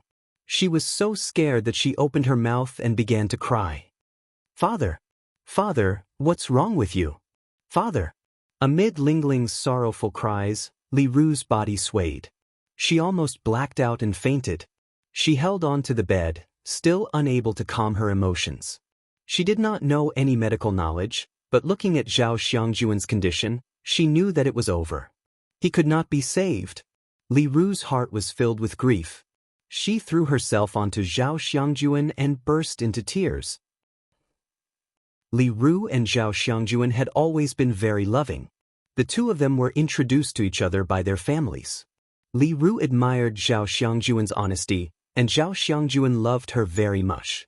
She had also imagined countless scenes of life and death, but she never thought that one day she would lose him under such circumstances. The most painful thing in the world is the separation of life and death. Chapter 1272. Yu and Lil P rushed into the house and smelled the pungent smell of blood. He walked to the bed and saw the blood on the man's lips. He was stunned. Li Ru was on the verge of breaking down. She hugged Zhao Xiangjuan's shoulders tightly and cried. Lil P surrounded Zhao Xiangjuan and their eyes were red. Yu, who was standing at the side, could not bear it and instantly felt extremely guilty. Daoist glanced at him all of a sudden. He took a step forward, clenched his fists, and punched Yu's body. "Give me back my father! Give him back to me! Give him back to me!" Lil P cried and punched him. He was so weak that it was pathetic. Yu did not dodge. He was also very sad. Even he did not expect this to happen. How did this happen? Yu mumbled in confusion. "It's all your fault. It's all your fault." Lil P collapsed on the ground and wailed. He rubbed his eyes and his face was wet with tears. Li Ru and Lil P were also in tears. Red Sparrow received news that the man had been found. She immediately rushed over with her men after receiving the coordinates. It was already dawn. When Red Sparrow arrived, she saw that the Zhao family had already started to prepare for the funeral. People were coming in and out. Li Ru had to pull herself together and start to prepare for the funeral. Zhao Xiangjuan had already passed away. Yu sat at the door with a gloomy face. Red Sparrow raised her hand and gestured for her men to wait for her orders. She walked to Yu and squatted down. "President Yun, I'm sorry I'm late." Yu's eyes were gloomy as he lowered his head without saying a word. The vermilion bird was slightly startled. She could not help but reach out and gently place her hand on his shoulder. Yu suddenly raised his hand and held her hand tightly. "President Yun." Red Sparrow was stunned and looked at him in surprise. "Colonel Vermilion Bird, where have you been?" Yu gripped her fingers tightly and looked up with a cold expression. Her clear eyes showed no emotion. There was only coldness. Why can Mu Lianjue's men chase us here, but you can't?" Yu's voice was cold. He looked at her angrily and reprimanded, "Tell me the reason." The Vermilion Bird was stunned. Although this child was young, the aura he exuded was extremely oppressive and domineering. She was slightly shocked. "Are you really going to give your all in this operation?" Yu said coldly, "Don't tell me, Colonel Suzaku, you're worse than those people? I'm very disappointed in you." "I'm sorry, President Yun. This time, it's my fault." Vermilion Bird lowered her head in guilt. Yu said mercilessly, "Reflect on yourself when you get back." Red Sparrow said firmly, "Yes." She carefully observed his expression and asked in a low voice, "President Yun, I'll bring you back now." Yu replied. Yu sighed. "I'll go back after attending the funeral." She replied, "Okay." The news reached the Mu family. Mu Yaja was relieved to know that they had found Yun Tianyou's whereabouts. He heard that the child was safe and only slightly injured. He would be staying there to recuperate for a few days. Once he recovered, Vermilion Bird and the rest would escort him back. Gong Jie had sent more men, and Luca and Njie were on their way. Chapter 1273. When Mu Yaja arrived with Yun Shirshir, Xiao Yichen was lying on the bed. His face was pale and lifeless. The moment he woke up, he made a fuss about getting out of bed. It was only when he received news that Yu's whereabouts had been found that he felt at ease. He obediently lay back on the bed and drank some porridge. The doctor said that the wounds on his body were only superficial and did not affect his muscles or bones. It was just that the wounds were infected and were not treated in time. As a result, they became inflamed and caused a high fever. Fortunately, Xiao Yichen's physical fitness was strong. After a night of rest, his fever quickly subsided. As for the reason why he fainted, it was because he had exhausted too much of his energy. He only recovered some of his vitality after taking a few bottles of nutrient fluids. The doctor could not help but marvel at this child's good physique. Yun Shirshir walked into the ward and slowly walked to his bedside. She lowered her head and carefully sized up Mu Yichen's pale face. Mu Yichen heard movement and slowly opened his eyes. When he saw Yun Shirshir, his cracked lips moved and 2 words escaped from his mouth. "Mommy." His eyes instantly reddened. When the mother and son met again, it felt like a lifetime had passed. They had been apart for a few days, but it felt like a century had passed. Ting. Yun Shirshir gently hugged his shoulders with reddened eyes. She did not dare to use too much strength for fear of hurting his wounds. When she thought of how he had suffered so much because of her, her heart ached even more. She was so sad that tears fell from her eyes. I'm sorry, Tin, I'm sorry. Xiao Yichen tried his best to open his eyes wider. He lifted his heavy hands and hugged her shoulders. Mommy, I'm back.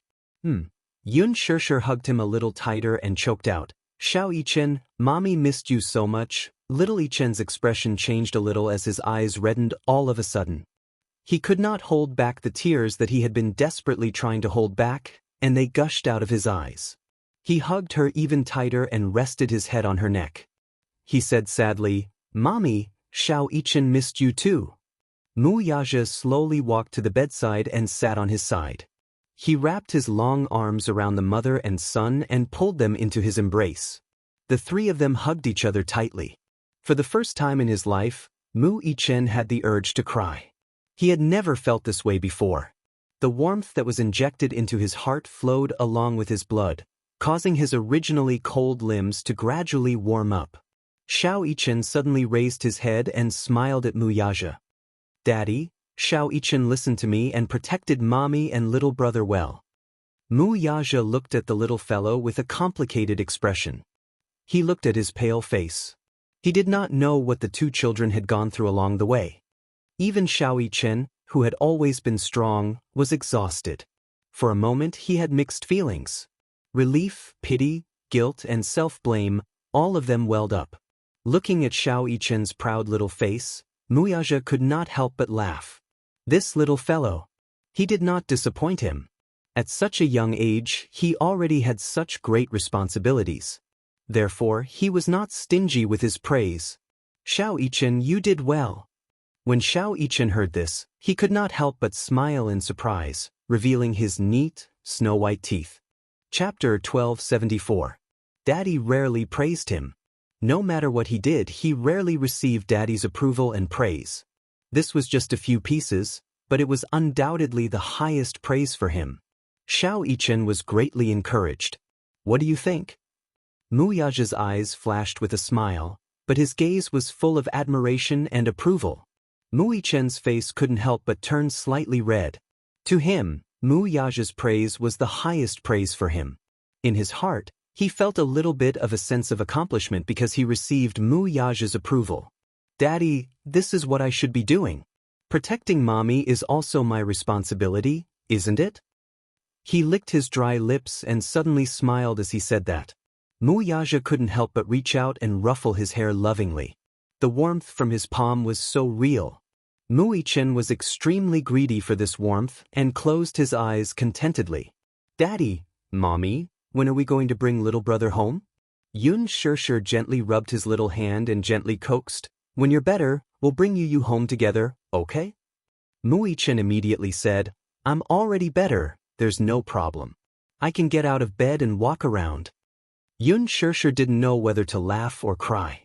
She reached out and scratched his upturned nose bridge with her finger. She rebuked, Little idiot, you're so badly injured. You should rest in bed for a few more days, okay? Mommy will accompany you. Mu Yichen was a little happy. When he heard that Yun Shirshir wanted to accompany him, his face couldn't help but turn red. He was a little shy. At the same time, it was a dreamlike surprise. Growing up, he didn't lack for anything. Basically, no matter what he wanted, he could have it all with just a word. As the future successor of the Mu family, he was born with a golden spoon in his mouth. Since then, he had been doted on by everyone. Everyone in the Mu family revolved around him. Naturally, he didn't lack anything. If he had to say what he lacked, the only thing he lacked was companionship. Sometimes, he really envied children of the same age who could have so much companionship. When he first entered kindergarten, Mu Yichen had to admit how jealous he was when he saw the children running towards their parents who had been waiting outside the school for a long time and throwing themselves into their arms. Every time this happened, he would imagine when he would be able to see his daddy and mommy standing together at the school gate, patiently waiting for him. But every time, he was greeted by a cold car. What he wanted was the company of his parents. For ordinary children, the company of their parents was often very simple and easy to obtain. However, for someone of his status, this request seemed so extravagant that he could only look forward to it. In fact, every time he received those expensive gifts, he wanted to throw them on the ground and tell his daddy, "This is not what I want. What I want is for you to accompany me, even if it's just a little bit of time every day." His biggest wish was that his daddy could spend more time with him every day, just a little bit more. Although this thought was a little greedy, it was his most sincere wish. However, it was different now. He had a mommy. Mommy would accompany him and patiently care for him by his bedside. She would peel fruits for him, cut them into small pieces and patiently feed them to him. Chapter 1275. A child's world was so simple. What they wanted was usually very simple. At the thought that his mommy would be by his side for the next few days, Mu Yichen's heart leaped with joy. He even felt that it was quite worth it to get such treatment in exchange for all his injuries. When he thought about how he had gotten injured in the past during the special training camp and how he had pulled through in the end, he really felt a little pitiful when he thought about it. Sometimes, this daddy of his was really lousy. Mommy is still the best. As he thought about this, he couldn't help but put his thoughts on his face as he snuggled up in Xianxia's arms. At the same time, from the corner of his eye, he lightly glared at Mu Yixia, as if to say in disdain, "Mommy still loves me the most." After saying this, he didn't forget to stick out his tongue at Mu Yixia provocatively. Xianxia didn't know whether to laugh or cry, but she couldn't help pinching his cheeks. This kid had only been with Yu for a short period of time, but he had also become so clever. In the past, no matter what, he would never have said such a thing. Mu Yichen beamed with joy and hugged Xianxia tightly, completely ignoring Mu Yixia. Mu Yixia felt that he had been left out. This kid! Mu Yixia chided in his heart, but in the end, from the bottom of his eyes, there was a rare doting and playful look that was rarely seen. The most bland happiness was nothing more than this. He thought in his heart. Mu Yichen suddenly thought of something and his good-looking brows suddenly raised slightly. He lifted his little face and whispered into Xianxia's ear, "Mommy, when are you going to give birth to a younger sister for me?" When these words entered Xianxia's ears, her face immediately flushed red. She pursed her lips, obviously a little shy. Mu Yichen's question had really caught her off guard and she was completely unprepared. Mu Yixia didn't hear what Mu Yichen whispered into Xianxia's ear. He only saw her face change, as if she was a little embarrassed. Xianxia rebuked and poked Mu Yichen's head. She laughed and said, "What are you thinking about all day long? Mommy, are you shy?" Mu Yichen looked at her, black and white eyes, bright, shining with a naughty luster. Xianxia blushed when she heard this. Mu Yixia glanced at him and couldn't help but ask, "What were you whispering about?" Before Mu Yichen could say anything, Xianxia immediately said, "Don't tell him." Mu Yixia's eyes narrowed dangerously as he swept his gaze over Xianxia and Xiaoyichen. In reality, Mu Yichen had always wanted a younger sister. He had even fantasized that if he had an adorable younger sister, he would definitely dote on her to the core and give her a lot of love. He would treat her like a little princess in the palm of his hand and make her happy and blissful. Perhaps this had something to do with his personality. Xiaoyichen had been instilled with strict teaching since he was young. This made him extraordinarily responsible at a young age. He liked to take care of the weak. He wanted a younger sister because he had seen a pair of siblings outside an ice cream shop. The older brother was very tall, about 1.8 meters tall, while the younger sister was as small as a bean, riding on the older brother's shoulder. Chapter 1276. However, it wasn't difficult for him to see her dependence on her brother. Her brother had been carefully protecting her from the start. The doting and gentle look in his eyes made the entire scene seem very loving. He was extremely envious. He really wanted to have a younger sister like her. Then, he could also dote on her, protect her, and accompany her as she grew up. This was Xiaoyichen's ultimate dream. He thought that if he had a younger sister, he would definitely be a successful and responsible older brother. As he thought about this, the hope in his heart burned even more. He looked at Xianxia with great expectations. It was as if he was saying, "Mommy, Give birth to a younger sister. I want a younger sister. For a moment, Xianxia felt embarrassed and helpless. She didn't know how to answer the child's question. Wuxia looked at her face and couldn't help but lean closer to her. He whispered into her ear with a devilish expression, "What did he just say?" "I didn't hear him," she mumbled softly. However, she was going to play dumb until the end. Wuxia narrowed his eyes. This woman was obviously brushing him off. He couldn't help but feel displeased. When Xianxia couldn't see him, his large palm gently patted her buttocks. There was a hint of danger in his voice as he said, "Speak." Xianxia was so angry that she was at a loss for words. How could this man be so vile? Was he trying to take liberties with her in front of the child? Xianxia didn't see Wuxia's little movements. However, he caught the hint of anger in Xianxia's eyes when she looked at Wuxia. He said angrily, "Daddy, you're bullying mommy again." Wuxia was speechless. This brat is so biased. His little love rival. Wuxia scolded him in his heart. It seemed that in the future, not only would he have to compete with Yu for Xianxia's affections, but even this kid would have to join the battle.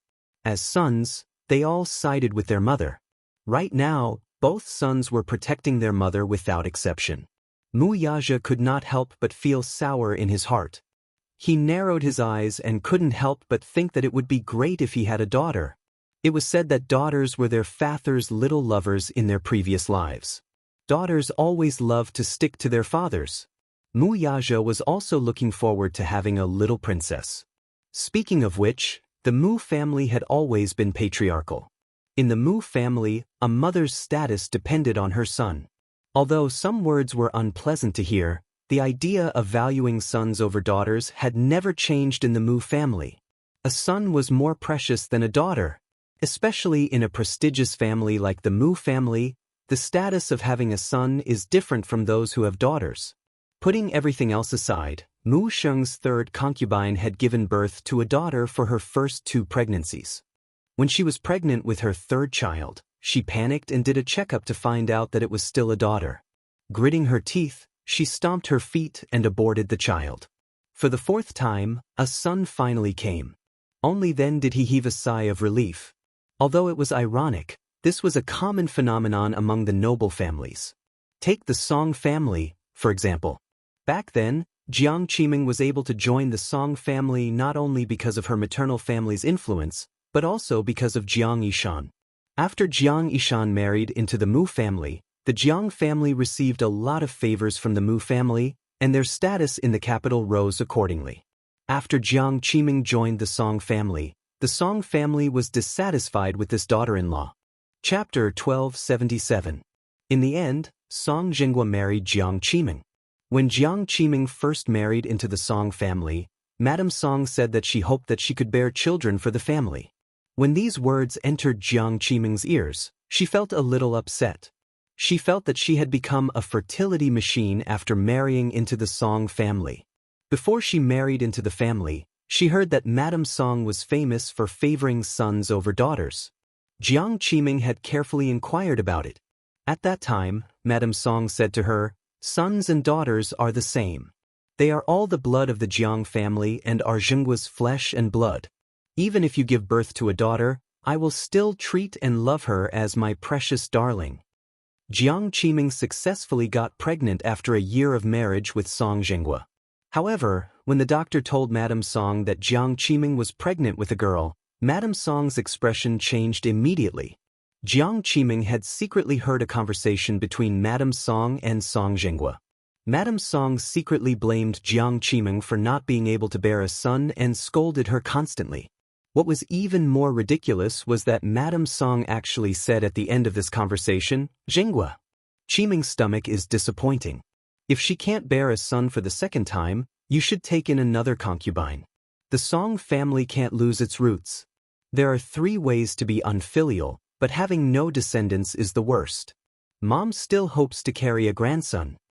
From then on, Madame Song's attitude toward Jiang Qiming changed a little. When the child was born, it turned out that it was a boy. It turned out that there was a mistake in the paternity test. When Madame Song saw that she had given birth to a son, she was surprised and overjoyed. Even her attitude toward Jiang Qiming changed a little. After having Song Yunxi as a son, Jiang Qiming gave birth to Song Enya and Song Yunxi one after another. In addition, Mu Yazhe especially doted on Song Enya and Song Yunxi, so the two sisters were so favored in the Song family. However, Mu Yazhe did not have such old-fashioned thoughts. In his heart, he preferred daughters. When Song Yunxi was just born, he carried her in his arms. The child was so small. Her wrinkled little face was red, and her two little hands were grabbing his fingers randomly. She held them in her mouth and nibbled on his fingers happily. When Song Yunxi's eyebrows matured a little, she entered his eyes and received more love from him. Every time he held this squishy little ball in his arms, he would fantasize that he could also have a daughter like this. Small, soft, cute, beautiful, who liked to stick to him and play in his arms. Just thinking about it made him feel so happy. Unknowingly, this little princess complex is rooted in his heart. He always wanted a daughter, Aunt's son and Sun's thoughts. This was especially so when Yun Shishir, with her son's protection, could not help lifting her chin and glancing at him smugly. In his eyes, it was obvious that she was flaunting. The idea of having a daughter became even more restless. Tus, Songs, he told her. Tus families of all of this Song family. This sentence made Yun Shishir's face look even more familiar. This father and son pair, she simply didn't know what to say. One of them said, "Give me a sister." The other said, "Let's have a daughter." The father and son were the same. How could they have a daughter just because they wanted one? How many people wanted to have a son but ended up with a daughter? Chapter 1278. So many people hoped for a daughter, but in the end, they gave birth to a son. Some things, the more one thought about it, the harder it was for them to come. Giving birth to a son or a daughter depended on fate. You couldn't just get what you wanted. Mu Yazhe lowered his gaze and sized up Yun Shishir's blushing face. He couldn't help but chuckle playfully and pecked her tender cheek. "But you don't want to?" Yun Shishir said angrily, "Stop fooling around." When Mu Yichen saw the intimate scene between the two of them, he immediately covered his eyes shyly. However, at the same time, he didn't forget to open his fingers a little and peek through them. Mu Yazhe snickered in his heart. This kid might look silly and adorable on the surface, but in reality he could be very sly at times. The father and son looked at each other silently, their gazes secretly challenging each other. "Daddy, what were you whispering to Mommy just now?" Mu Yazhe snorted coldly. His sexy lips opened and closed as he said, "It's a secret." Xiao Yichen was angry. He puffed up his cheeks and glared at him angrily. Yun Shishir was amused by the confrontation between the father and son.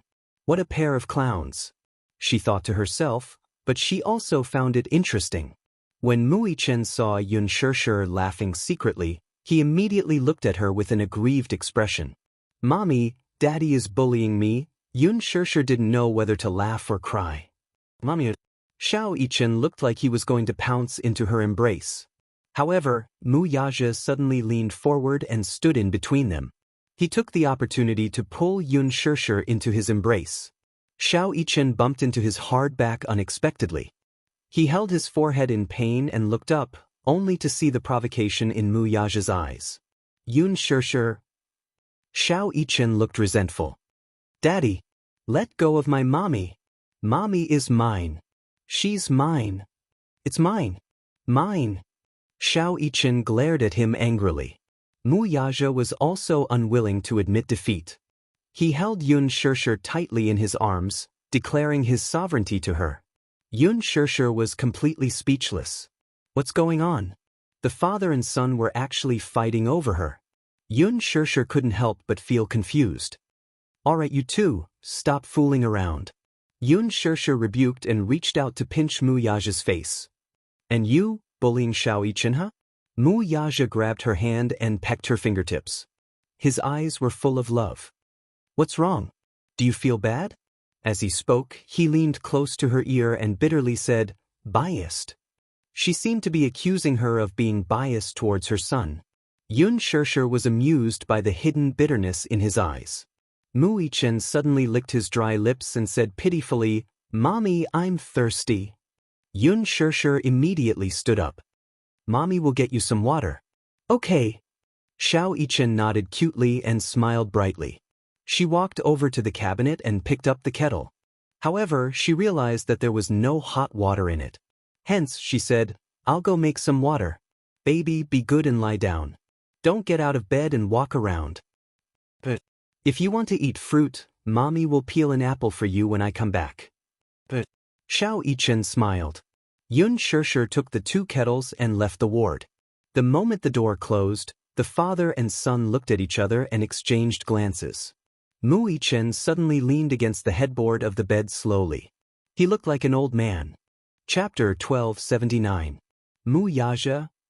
He wondered where this kid had learned to speak in such a manner.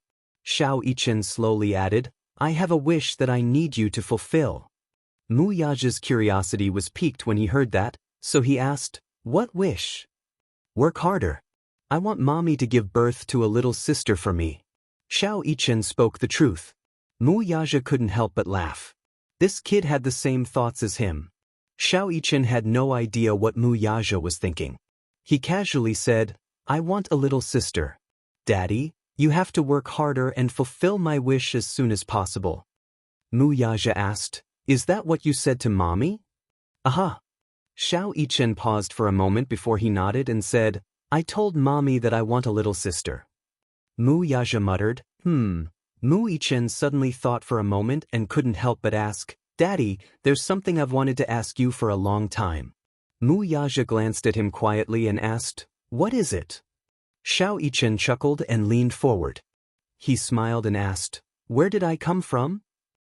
Mu Yaja was taken aback.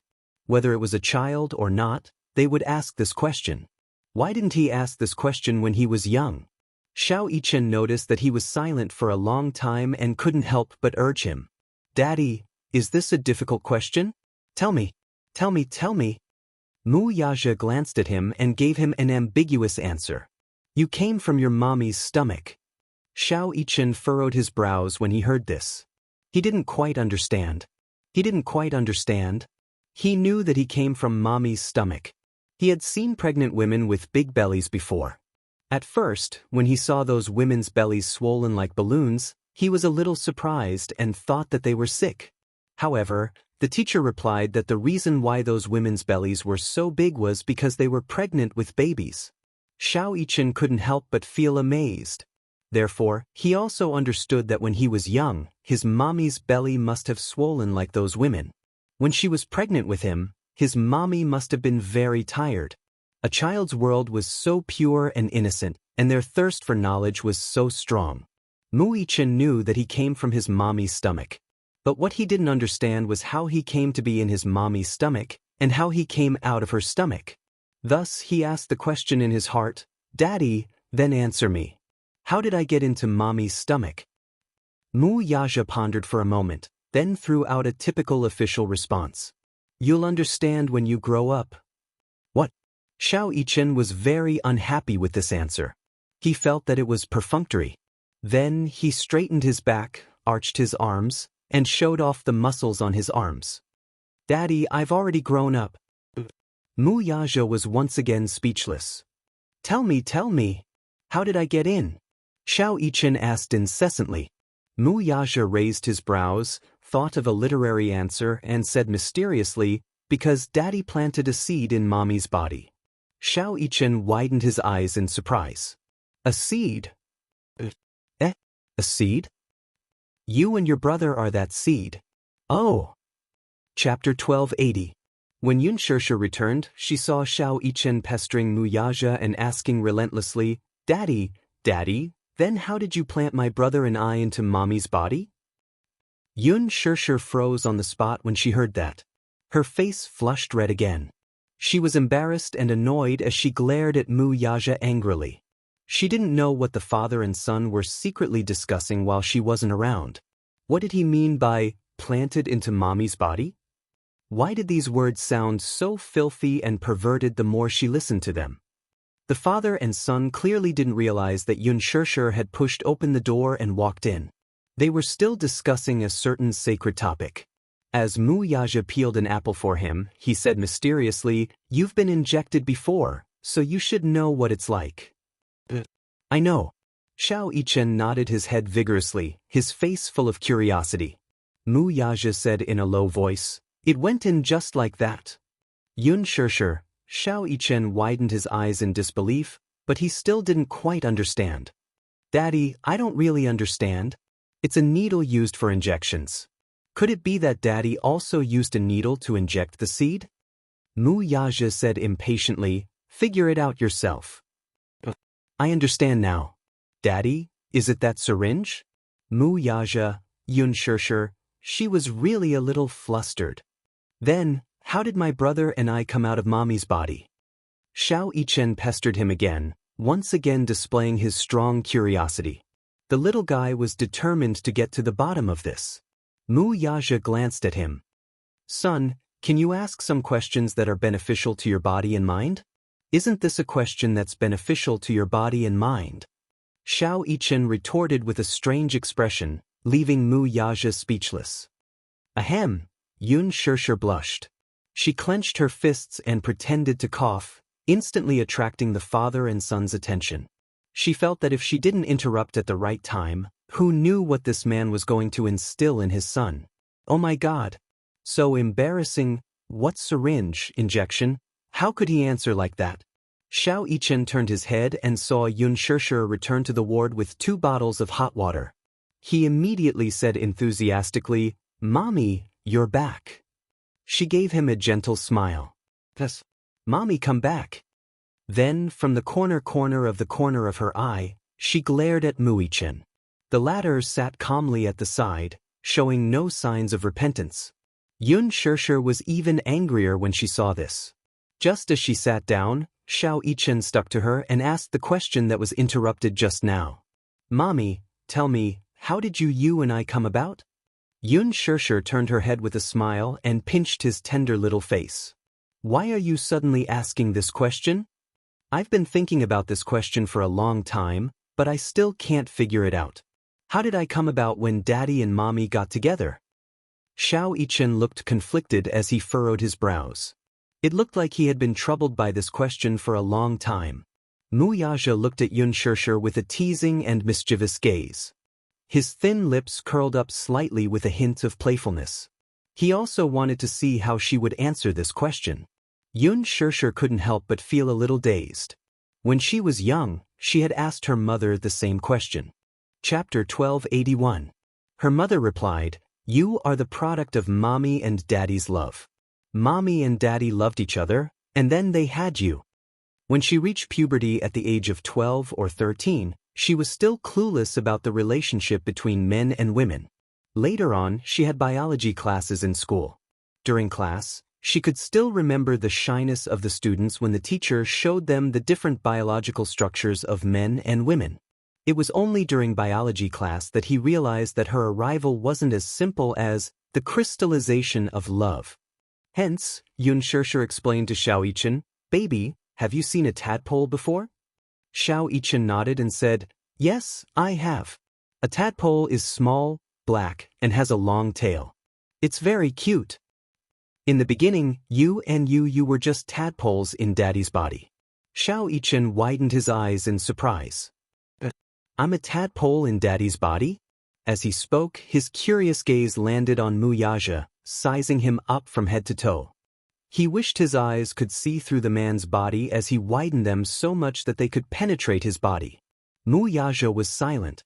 This explanation was very good. It was very vivid. Yun Shirshir continued to explain. After Mommy and Daddy got together, the tadpole in Daddy's body swam into Mommy's body. As soon as she finished speaking, Mu Yaja couldn't help but chuckle. Yun Shirshir blushed and flew into a rage out of humiliation. She looked up and glared at him angrily. "May I ask if you have any objections to my explanation?" Mu Yaja regained his serious expression and said, "No." Yun Shirshir covered her face in vexation. Belatedly, she also realized that her explanation was very dirty. However, in Xiao Yichen's eyes, this process was extremely profound. Although he did not fully understand what she was saying, his impression of her became more vivid and intuitive after listening to her words. Yun Shishir used a metaphor to explain to him how the tadpole swam into her body, grew into a baby, and was finally born. At the end of the question, Xiao Yichen was still very confused. I more or less understand everything Mommy said. Xiao Yichen is the best. Xiao Yichen suddenly threw out a very thorny question. The point is, am I not a little tadpole? What I don't understand is how I swam from Daddy's body to Mommy's body. Yun Shishir and Mu Yaja were stunned. It seemed that a child's thirst for knowledge could not be underestimated. From a certain point of view, it was extremely troublesome to answer a child's various questions perfectly. Even Mommy can't answer it? Xiao Yichen pursed his lips and looked a little disappointed. Yun Shishir blushed with shame and said, "This?" Mu Yaja flicked his finger at his forehead and said, "You won't understand even if I explain it to you, little idiot." Xiao Yichen held his forehead in pain and looked aggrieved. He stared at Mu Yaja anxiously and looked very hurt. "Daddy, are you bullying me? Are you bullying me because I'm stupid?" Yun Shishir almost burst out laughing. Did this child have to be so honest? He was so adorable. "Mommy, you're laughing at me too." Xiao Yichen complained, feeling wronged. Chapter 1282. Yun Shishir smiled and poured Xiao Yichen a glass of water before placing it on the cupboard next to his hand. Xiao Yichen took a sip the moment he received it. The moment his lips came into contact with the boiling water, he exclaimed in surprise. "It's so hot." Yun Shishir was shocked and quickly asked, "Are you scalded? Little idiot, can't you wait for the water to turn cold before drinking it?" Xiao Yichen realized that his mommy seemed to be able to call him little idiot so smoothly. Was he really that stupid? Mu Yichen looked into the distance with tears in his eyes. Lasagna tears. Xiao Yichen was like a delicate flower. He blinked innocently and acted coquettishly at Yun Shishir. "It's scalded in my mouth. Mommy will blow on it." He seemed to have forgotten that during his survival training in the wild, when he was trapped in the snow with no food or water, he would directly grab the snow on the ground and stuff it into his mouth, let alone boiling water. However, when it came to Yun Shishir, he was no longer as imposing as before. Instead, he was as soft as a delicate flower bud, making people want to love him tenderly. Yun Shishir immediately cupped his face in her hands and gently blew on the corner of his scalded lips. "You're really scalded. Baby, does it hurt?" Yun Shishir's heart ached. Mu Yaja chillingly said, "He's not that delicate." When Xiao Yichen heard this, he felt even more wronged as he snuggled into Yun Shishir's arms. At the same time, he shot a provocative look at Mu Yaja. Mu Yaja was furious. This brat was clearly provoking him. Yun Shishir glared at him. "Why don't you try getting scalded?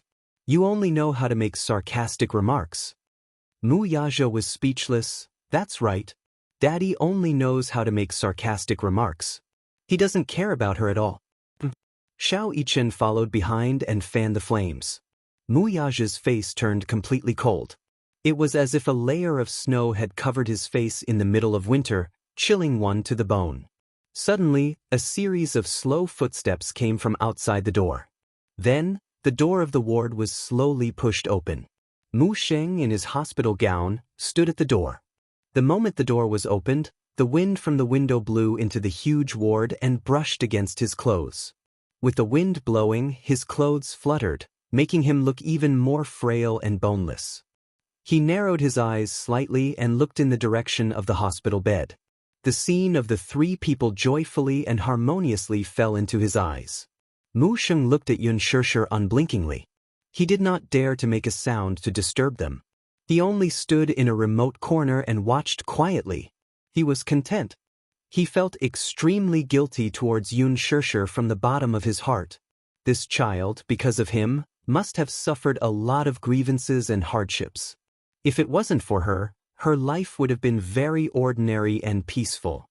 Now, however, because of him, she had suffered so much injustice. When he thought of this, he could not forgive himself. Don't even dream of getting her forgiveness. Xiao Yichen raised his head and suddenly noticed someone standing at the door of the ward. He widened his eyes and was stunned when he saw Mu Sheng standing at the door.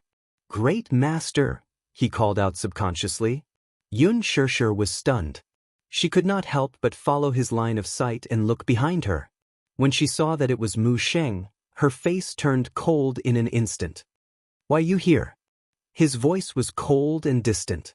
It was obvious that he was very resistant to his arrival. Chapter 1283. He rubbed his hands nervously and looked at her in shame. His old and haggard face could not hide the guilt he was feeling. "I'm here to see the children. Is that okay?" he asked carefully. He had let go of all his arrogance and pride to appear so humble. His careful probing tone was as weak as a cicada's wing. Fear was written all over his face. He was afraid that she would heartlessly reject him. Yun Shishir looked at him coldly. Her eyes flickered and she took a deep breath, but she still took a step back. "Sure." As an old man and Mu Yichen's great-grandfather, it was understandable that he wanted to come in to see the children. She had no right to stop him. Previously, her attitude towards him was all because when she saw him, she thought of the two children whose life and death were uncertain. Her heart was filled with hatred. If it wasn't for this foolish old man, perhaps the two children wouldn't have fallen into such a dangerous situation. She hated his foolishness and his blindness. She hated that because of him, her mother had passed away at a young age. She hated that because of him, she had suffered so much.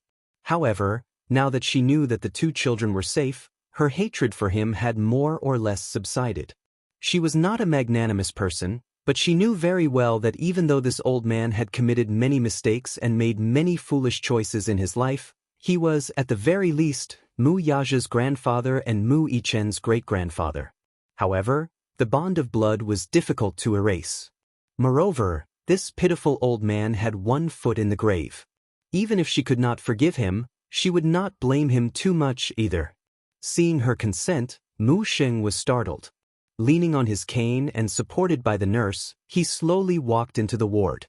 His footsteps were heavy and slow. Perhaps his body had reached its limit, but he did not know what was supporting his weak will. He understood from the doctor that he did not have much time left and that his life was coming to an end. However, in his heart, there were still so many regrets that he could not let go of and so many knots that had yet to be untied. How could he close his eyes in peace? Therefore, when he knew that he didn't have much time left, he passed the position of the family head, which symbolized the highest authority, to Mu Yaja. He knew in his heart that he had done a lot of wrong to this grandson of his.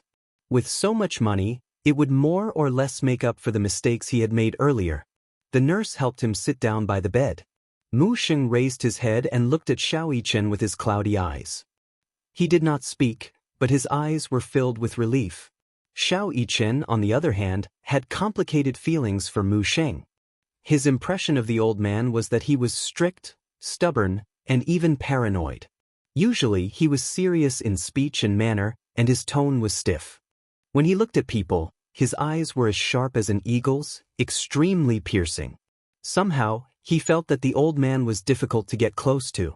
Hence, ever since they were young, he and Mu Sheng were indeed a little distant. Even if Mu Sheng wanted to get close to him, he would stay far away from him.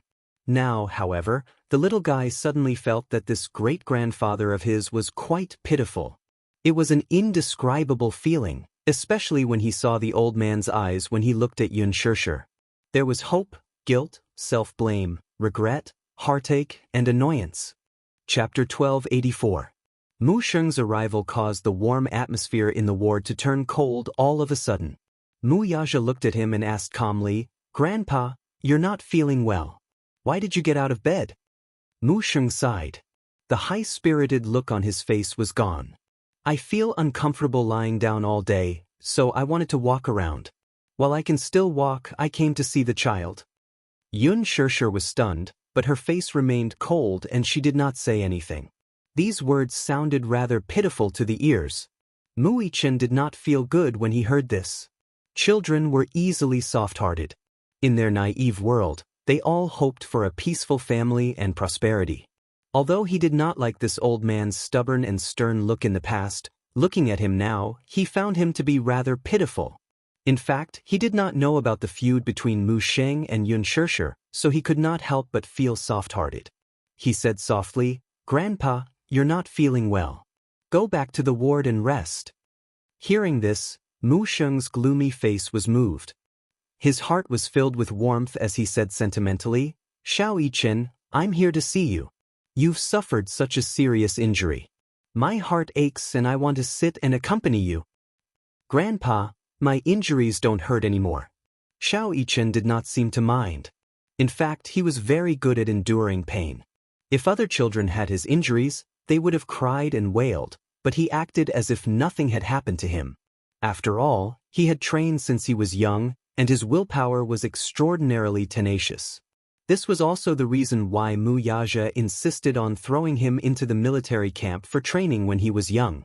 Boys should know how to endure hardships from a young age and train their willpower. Children nowadays were all spoiled and spoiled. They were too delicate.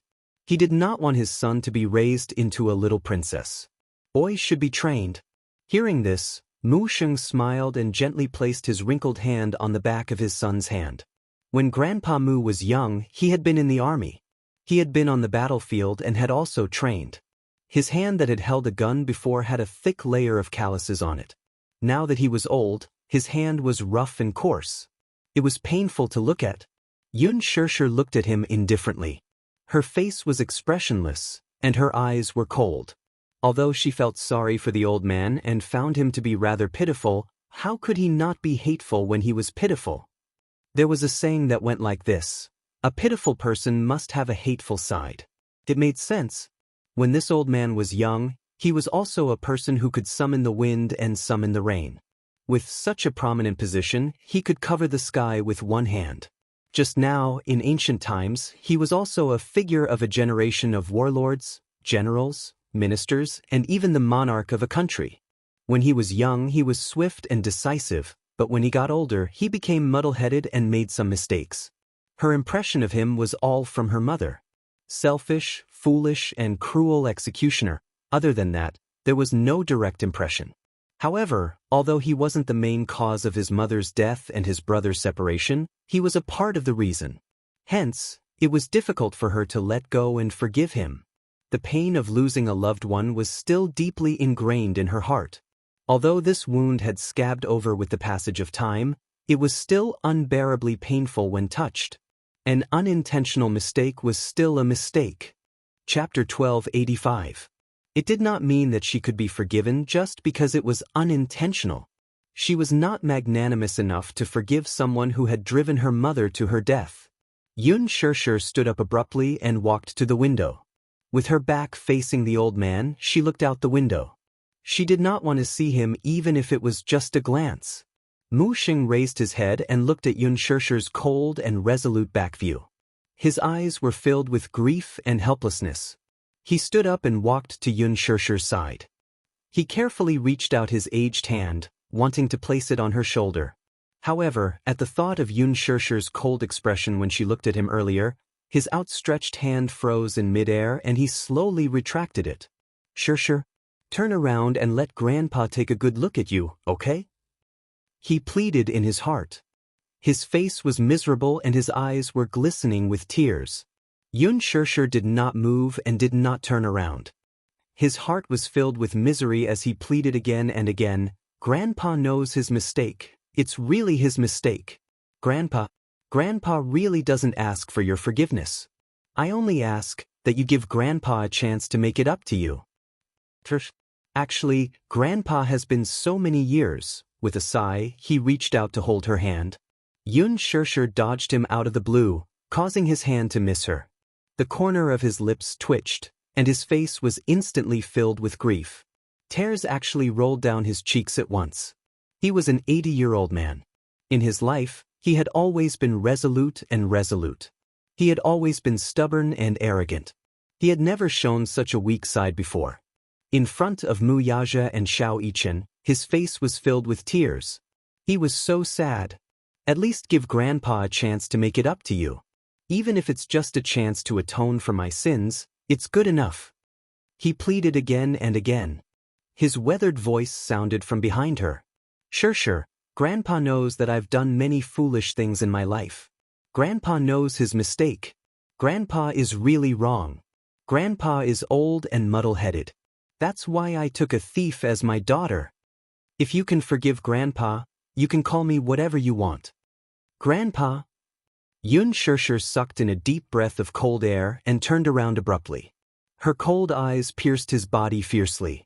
However, she laughed mockingly and sarcastically said with an expressionless face, "You think you're qualified to call yourself my grandfather?" The old man stared at her with widened eyes in shock. "Do you know what my mother said about you?" She suddenly smiled cruelly and her face turned cold. "My mother said that you are a cruel executioner, a murderer who destroyed her life. It was you who destroyed her happiness. It was you who caused her to wander about in misery. She said that the Mu family was a dragon's lair and a tiger's den. She told me not to take a single step into it. She even said that the Mu family's Mu Sheng was the cruelest and most terrifying executioner in the world. You want me to forgive you? That's a big mistake." His face turned ashen at her words as he stared at her in disbelief. The emotions in his eyes fluctuated unpredictably. From the initial shock and astonishment, to the subsequent pain and disappointment, and finally, regret and heartache. He really did not expect that Qingqing, whom he had always doted on and treated as his own, would say such cruel words. Chapter 1286. Mu Sheng felt waves of pain in his chest. His heart was already in a state of failure. Now that he was agitated by Xianxia's words, he froze and found it hard to move. His face alternated between green and white as his breathing quickened. He clutched his chest tightly, his face contorting in pain. Xianxia did not know what condition he was in. She thought that the old man was pretending to be pitiful to gain her sympathy. Was it useful to pretend to be pitiful? She would never forgive him. Thinking of her mother being buried in a sea of fire, Xianxia hated him even more. She said coldly, "I don't want to see you again."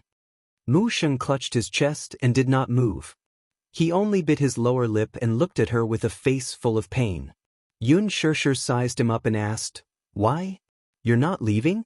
You're not leaving, are you?" After a pause, her lips twitched and she said expressionlessly, "Fine. If you're not leaving, I'll leave." With that, Xianxia turned around and walked toward the door. Mu Sheng finally panicked. He hurriedly reached out to pull her, but halfway through, his whole body suddenly convulsed. He stiffened and collapsed to the ground. Seeing this, Mu Yaja was startled. He walked forward and supported him with his strong arms.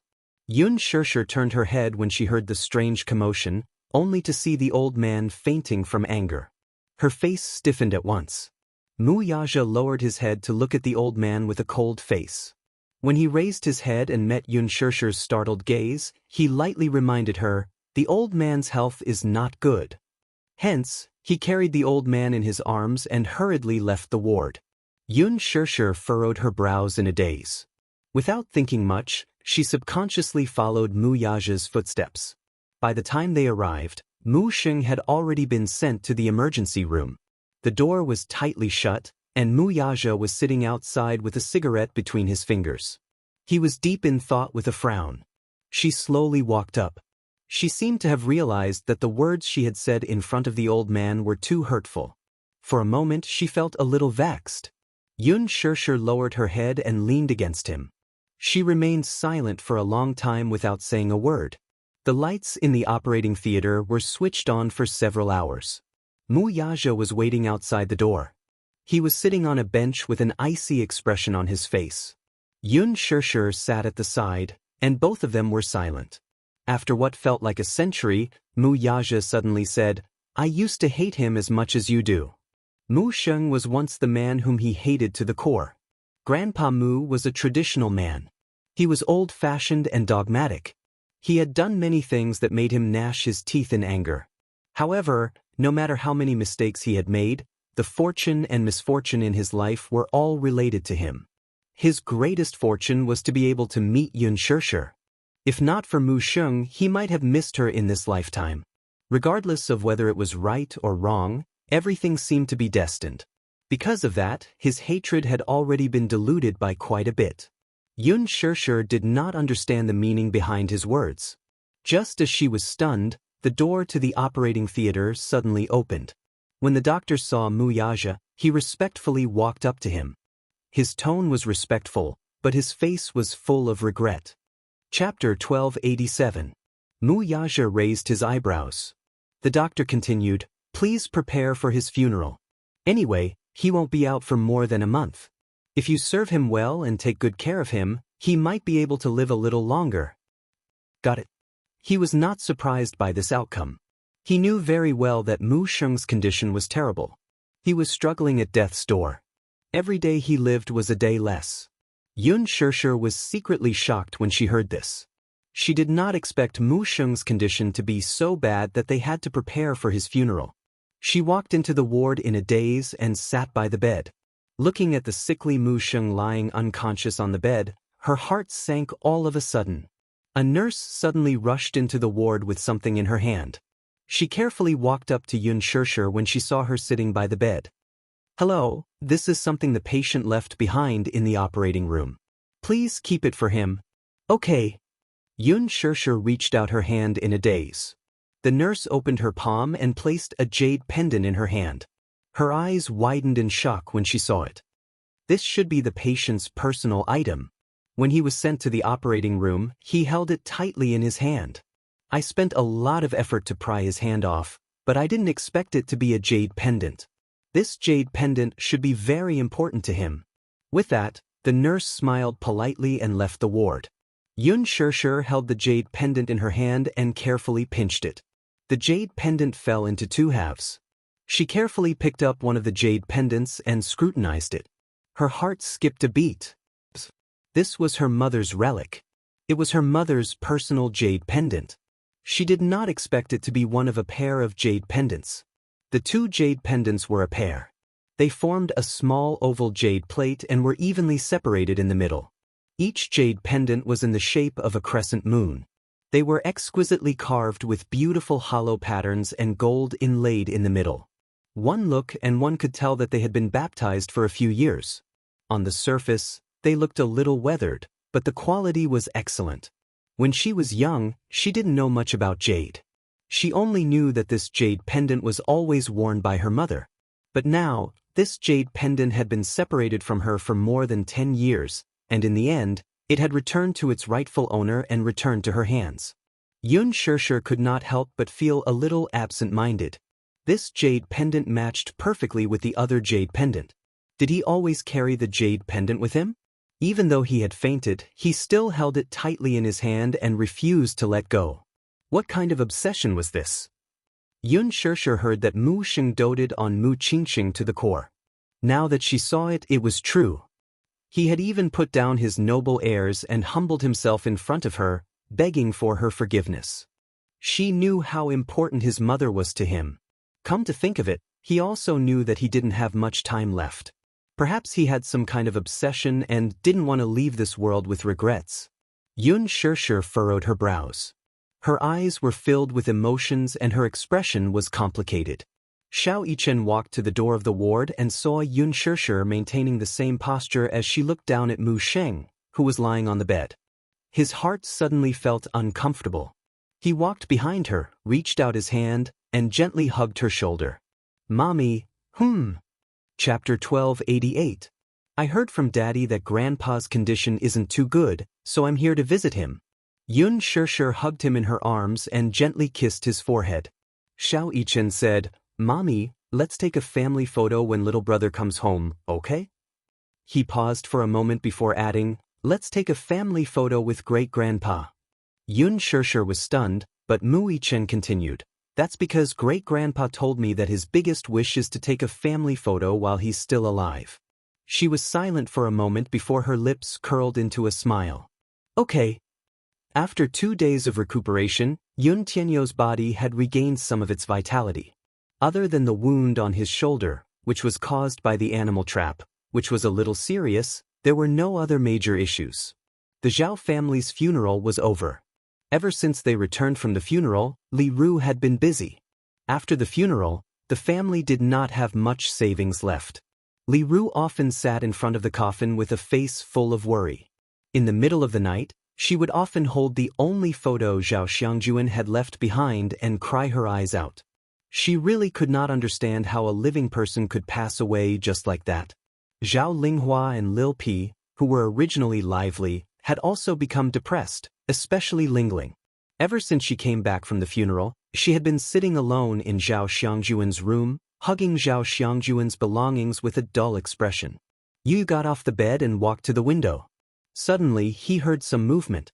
He put on a jacket and saw a few children running toward a place. Lingling, come quickly. A child ran into the house and pulled Zhao Linghua, who was working, by the hand. She said excitedly, Lingling, let's go and see. There are a few beautiful cars in the village. It's so rare. Let's go take a look. No, I still have work to do. Lingling was still a little sullen. The child, however, did not allow her to explain and shouted, You can do your work when you're back. Let's go see something rare. As she said that, she pulled Lingling and ran out of the house. Yu stood in the courtyard with his brows slightly furrowed. Vermilion Bird walked up to him and said, Director Yun, the Mu family is here to take you back. Yu and Vermilion Bird walked out of the house. Just as they reached the entrance of the village, they saw a group of villagers crowded around it. Everyone's eyes were filled with admiration and reverence as they looked at the row of luxurious cars parked at the entrance of the village. Everyone raised their heads and kept squeezing forward, just to get a closer look at the cars that they could only see on TV and see what they looked like. To the villagers of Anyang village, a car was a very rare thing. The villagers had never even seen an ordinary car before, let alone a Jeep or a Mercedes-Benz. It could be seen how backward Anyang village was in the backwater. A row of cars was parked at the entrance of the village, led by a black Hummer. Its streamlined body and beautiful appearance attracted everyone's attention. The person sitting in that car must be a big boss. I've been to the city and seen cars like that. Only big bosses can afford to sit in such cars. Everyone could not hide the envy in their eyes. Chapter 1289. Especially those unmarried girls in the village. When they saw him, all of them blushed and looked at him in amazement. Oh my God! This man is so handsome, just like the celebrities on TV. So handsome. Who is this man? Why did he come to our village? Look. Is he looking in my direction? Don't be so smug. Mu Yazhou was dressed in a casual suit, looking neat and tidy. One look and one could tell that he was either rich or respectable. Everyone guessed that this man must be a big boss from the city. Looking at his attire and his elegant and extraordinary temperament, it was obvious that he came from a wealthy family. How could an ordinary person have such an extraordinary temperament? Even though they were separated by a distance, the man's tall and handsome facial features, as well as his cold and noble aura, could not help but be deeply shocked even though they were dozens of meters away. There was an invisible air of nobility around this man. He was like a proud dragon that made people involuntarily submit to him. Such a person, no matter where he appeared, was like a god that could not be ignored. Zhao Linghua was also shocked by the man's handsome and tall figure. Growing up in the countryside, she had seen many dark-skinned, stocky men, but it was rare to see someone who was even more dazzling than the celebrities on TV. He was as elegant as a high and mighty prince. Ling had never seen such a good-looking person. Even if it was just a glance, she could not shift her gaze away from him. Suddenly, her gaze fell on the man's face, and she could not help but frown slightly. She felt that this man's eyebrows were somewhat familiar. You, that little brother? Ling was shocked. This man looked so much like little brother. Especially that pair of eyes, they were very similar. At this moment, another woman came out of the car. She was wearing a black dress. It was graceful and elegant, beautiful and refined. Although it was an ordinary dress, it made her look extremely elegant and noble. She had an elegant temperament. Everyone was shocked again. The woman in front of them seemed to be made of jade. She was exquisitely carved, delicate like a porcelain doll. Her skin was so delicate and white. Her face was flawless like white jade. Her facial features were exquisite beyond compare. She was pure and beautiful. So beautiful, this woman is really beautiful. Look at her skin. It's so white and smooth. It's as beautiful as jade. Her hair is so long and black, just like satin. Her eyes are so beautiful. Just one look and my soul is about to be taken away by them. The girls in the city are really different. They take such good care of themselves. The villagers exclaimed one after another. Some of the young ladies couldn't help but feel ashamed of their inferiority. They lowered their heads to look at their own rough hands from farm work and then looked at the woman's slender fingers. Their faces couldn't help but darken. As soon as Xianxia got out of the car, she saw the villagers gathered at the entrance of the village. She couldn't help but be startled, and then she politely smiled at them. This smile was like 100 flowers blooming. Some people even felt a little dizzy. This big sister looks really good when she smiles, just like the beautiful princess dolls on TV. Chapter 1290. A few children surrounded Xianxia and chattered, their faces full of yearning. Yu was blocked by the crowd and couldn't see what was going on at the entrance of the village. He could only hear the sounds of exclamations coming one after another. Red Sparrow followed beside him. She was afraid that the crowd would squeeze him, so she lowered her body and hugged him with one hand while using the other to push the crowd aside. Her strength was really amazing. With just a wave of her hand, a burly man was pushed aside by her as if she was a rich girl. The man almost fell over. He turned around and was about to curse when he saw Red Sparrow's cold eyes. He was so scared that he immediately shut up. Red Sparrow was very tall at 1.8 meters, and had an extremely domineering aura. When Yu saw this scene, he thought to himself, the women of mercenary paradise are really different. He thought that Lisa was already amazing enough. He didn't expect Red Sparrow to be one of the top female devils in mercenary paradise. His valiant martial strength, coupled with his pair of ice-cold eyes, was extremely frightening. Yu. Lingling's voice suddenly came from the crowd. When she saw Yu, her eyes widened and she hurriedly called out to him. The slightly urgent shout was so abrupt in the crowd that it startled Xianxia. Yu? She seemed to have heard a child call out Yu's name. Where was Yu? Xianxia hurriedly walked toward the crowd. Mu Yaja grabbed her and pulled her back to his side. What's wrong? Don't walk around. Mu Yaja glanced at Minyu from the corner of his eyes. Why are there so many people around? Minyu broke out in a cold sweat. He turned around and looked at the crowd helplessly. As soon as his car stopped, he heard someone in the crowd shout, "The big boss of the village is here." Not long after, the entrance was surrounded by the villagers who had heard of it. Chairman Mu, please wait for a moment.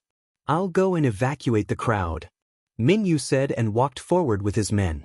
Suddenly, a commotion broke out in the crowd. As the crowd dispersed, Yu saw Mu Yaja and Xianxia. She was surprised and shouted, "Daddy, Mommy!" When Xianxia heard the voice, she looked in the direction of the voice.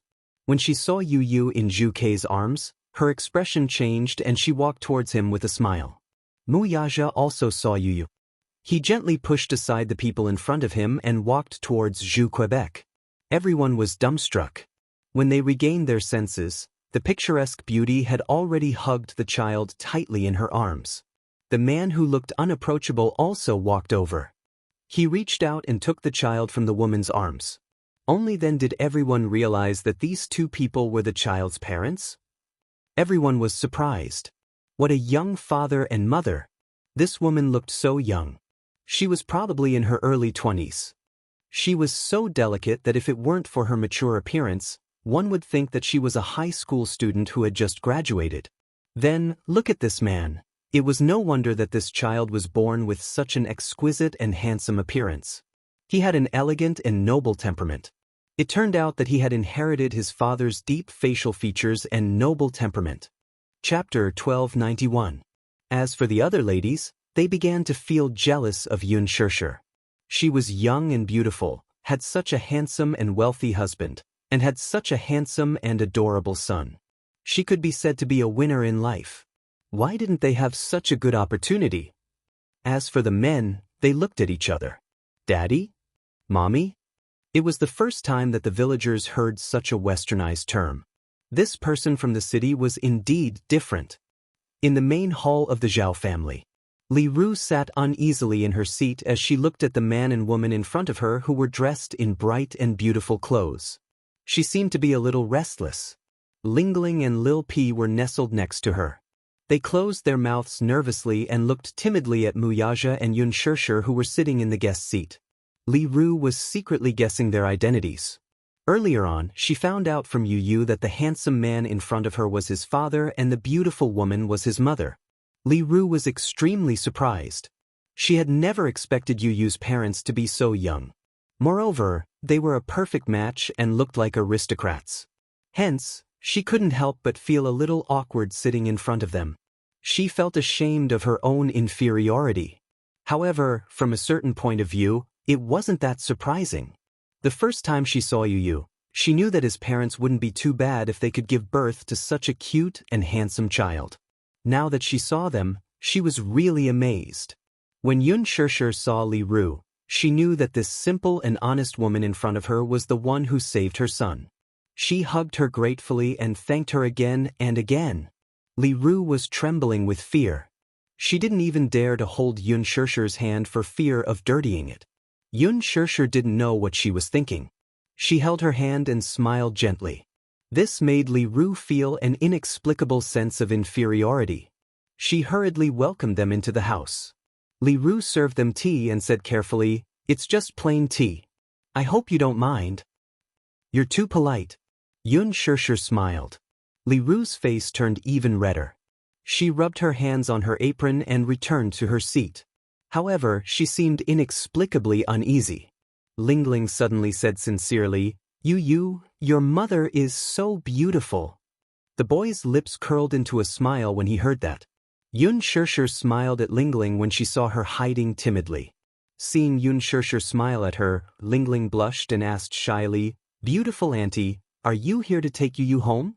Yun Shishir smiled and said, Thank you for taking care of Yu Yu for the past 2 days. Today, I'm here to bring Yu Yu home." Lingling suddenly felt a little reluctant to part with him. At the side, Daoist suddenly said sarcastically, "Humph! He was a jinx. If it wasn't for him, father wouldn't have died. He was the one who caused father's death." As soon as he finished speaking, the boy's expression changed. Li Ru and Lingling froze. Li Ru looked at Yun Shishir's shocked expression and immediately scolded Daoist, "Don't spout nonsense." "Mother, I'm not spouting nonsense. He was the one who caused father's death." Daoist whined pitifully. "What do you mean?" Muyaja furrowed his brows and his handsome eyes flashed with a cold light. Daoist glanced at him and shrunk timidly to one side. She seemed to be extremely afraid of his cold aura. She even stuttered when she spoke. Chapter 1292. I'm not spouting nonsense. If not for this troublemaker, father wouldn't have died. As soon as she finished speaking, Daoist felt a lump in her throat. She grabbed her mother's clothes and cried sadly. Li Ru's face was full of awkwardness. Lingling, who was standing at the side, seemed to have lost all her strength at the mention of this sad matter. Her eyes reddened. Deep down, she knew that this matter had nothing to do with Yu Yu, but if not for Yu Yu, her father would be fine. However, she was very clear about gratitude and grudges. She did not blame him. Daoist, however, was not as clear-minded as her. Having lost her father at such a young age, she put all the blame on Yu Yu. Yu Yu pursed his lips and snuggled into Yun Shishir's embrace. His eyelashes drooped a little forlornly. He was obviously a little sad too. Li Ru immediately tried to smooth things over. "The child is immature and said some unruly things. Please don't take it to heart. What exactly happened?" Yun Shishir keenly sensed that this matter was not as simple as it seemed. She wanted to get to the bottom of it. When Li Ru heard this, she sighed but did not say anything. She did not blame Yu Yu, but the pillar of the family had collapsed. As a widow and an orphan with 2 children, she really did not know what to do in the future. Yu Yu had instructed Vermilion Bird to give her a sum of money. She refused to accept it no matter what.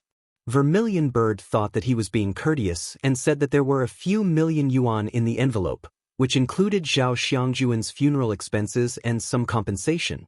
She regretfully said that a human life could not be measured by money, but at the same time, on behalf of Yun Tianyu, she conveyed that if there was anything she needed in the future, just let her know.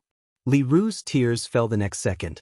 It turned out that the collapse of the family's pillar in the village was not something that could be measured by money. What was the use of money? In Anyang village, the rice that every household ate was grown in their own fields, the firewood was chopped from the mountains, and the oil was obtained from the oil mill. All of this required a man to bear the responsibility. She was an orphan and a widow. Without a man to support her in the family, she would definitely be bullied. Who knew if someone would gossip behind her back? Today, as soon as she left the house, someone followed her behind and scolded her for being a jinx. Her in-laws had already spat on her because of Zhao Xiangjuan's death. Li Ru's heart was bitter. Dao Du leaned against him with red eyes. She pursed her lips and didn't say anything. When Yu saw this, she couldn't bear it and whispered into Mu Yaja's ear, "Daddy, Uncle Zhao's death is indeed related to me. If it wasn't for me, the Zhao family wouldn't have fallen into such a miserable state. Bring them back to the capital." Mu Yaja frowned and looked at him. "What's going on?" "It's him." When Yu mentioned this name, the anger in her eyes could no longer be concealed. Even if he did not find out the identity of these assassins, he judged that they were most likely the pursuers sent by Mu Lianjue. It seemed that they had the intention of dying together. These people did not leave any leeway for them and did not care about life or death. If not for Zhao Xiangjuan, he might not have been able to tell whether he was dead or alive. Yu whispered in his ear and recounted what happened after he was rescued by Zhao Xiangjuan in a concise manner. Chapter 1293. This Mu Lianjue was really gutsy. He actually dared to kill a child. He even sent out so many vicious assassins. How ruthless! How ruthless! Everyone who came from the Mu family was so ruthless. Yun Shishir could not hear what Yu and Mu Yaja were whispering to each other, but just by looking at the man's sullen face, she was frightened by the intimidating aura he exuded. "What's wrong?" she asked softly as she covered the back of his hand. Mu Yaja sneered inwardly. His murderous intent was boiling, but he quickly regained his composure. "Nothing," he replied. He did not want her to be involved in this matter. Mu Yaja said to Li Ru, "First of all, I'd like to express my regret about this matter. No matter what the reason is, we'll take responsibility for it. If you're willing, we'll bring you to the capital. How about it?" "The capital?" Li Ru was a little restless. "This isn't appropriate, is it? After bringing you to the capital, I'll arrange a place for you to stay and the best education for the two children." Min Yu, who was at the side, said, "Please put it down. Since Chairman Mu has put this on the table, he'll arrange the best place for you to stay. Not to mention anything else, you and the two children won't have to worry about food and clothing for the rest of your life. After all, you've done the little master a favor, so please let us repay your kindness." Lingling's eyes widened in shock when she heard this. Min Yu continued, "Forgive me for being blunt, but Chairman Mu made this arrangement because your husband passed away and the family has lost its pillar of support. He's afraid that you and the two children will be bullied, so he made this arrangement. Even if you don't think for yourself, you should think for the two children." Li Ru was speechless when she heard this and could only carefully accept it. Thank you, Boss Mu. However, we'll have to wait until the funeral is over before we can consider the next step. Here, I'd like to thank Boss Mu for his kindness. In the end, according to Yu Yu's decision, after Li Ru settled everything here, she would settle them down in the capital. Yun Shishir carried Yu Yu into the room and carefully checked his injuries. However, when she saw the wound on his shoulder caused by the animal trap, her eyes immediately turned red. She couldn't hold back her guilt and her tears fell. Yu Yu sighed helplessly. He cupped her face and carefully wiped the tears off her face. "Mommy, you're already in your 20s. Why do you still cry so much? Don't cry, okay? When you cry, my heart hurts so much that it feels numb." Yun Shishir did not know whether to laugh or cry at his self-righteous words. When she thought about how he got all these injuries, she pursed her lips in heartache. Holding back her tears, She grabbed his hand and slapped it twice on the back of his hand. You're naughty. All right, it's you who's naughty and made mommy worry. Yu's eyes curved into crescents as he looked at her dotingly. His eyes seemed to be filled with a gentle smile and were full of tenderness. Xianxia said, "You always make mommy worry. You shouldn't have swapped places with mommy that day." "Mommy is injured." Yu said honestly, "I can't just stand by and watch mommy get hurt." Xianxia's heart was deeply touched. Yu. Chapter 1294. Yu looked up at her, then jumped into her arms and wrapped his arms around her waist. "Mommy, I really love you.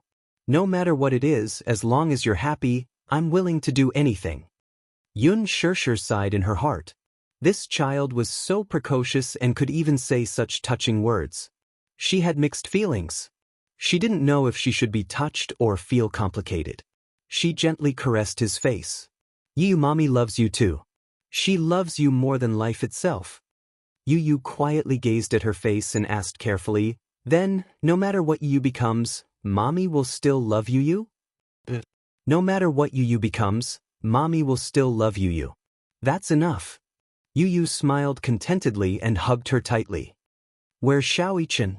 Are the wounds on your body better?" "Better. That guy's body is so strong.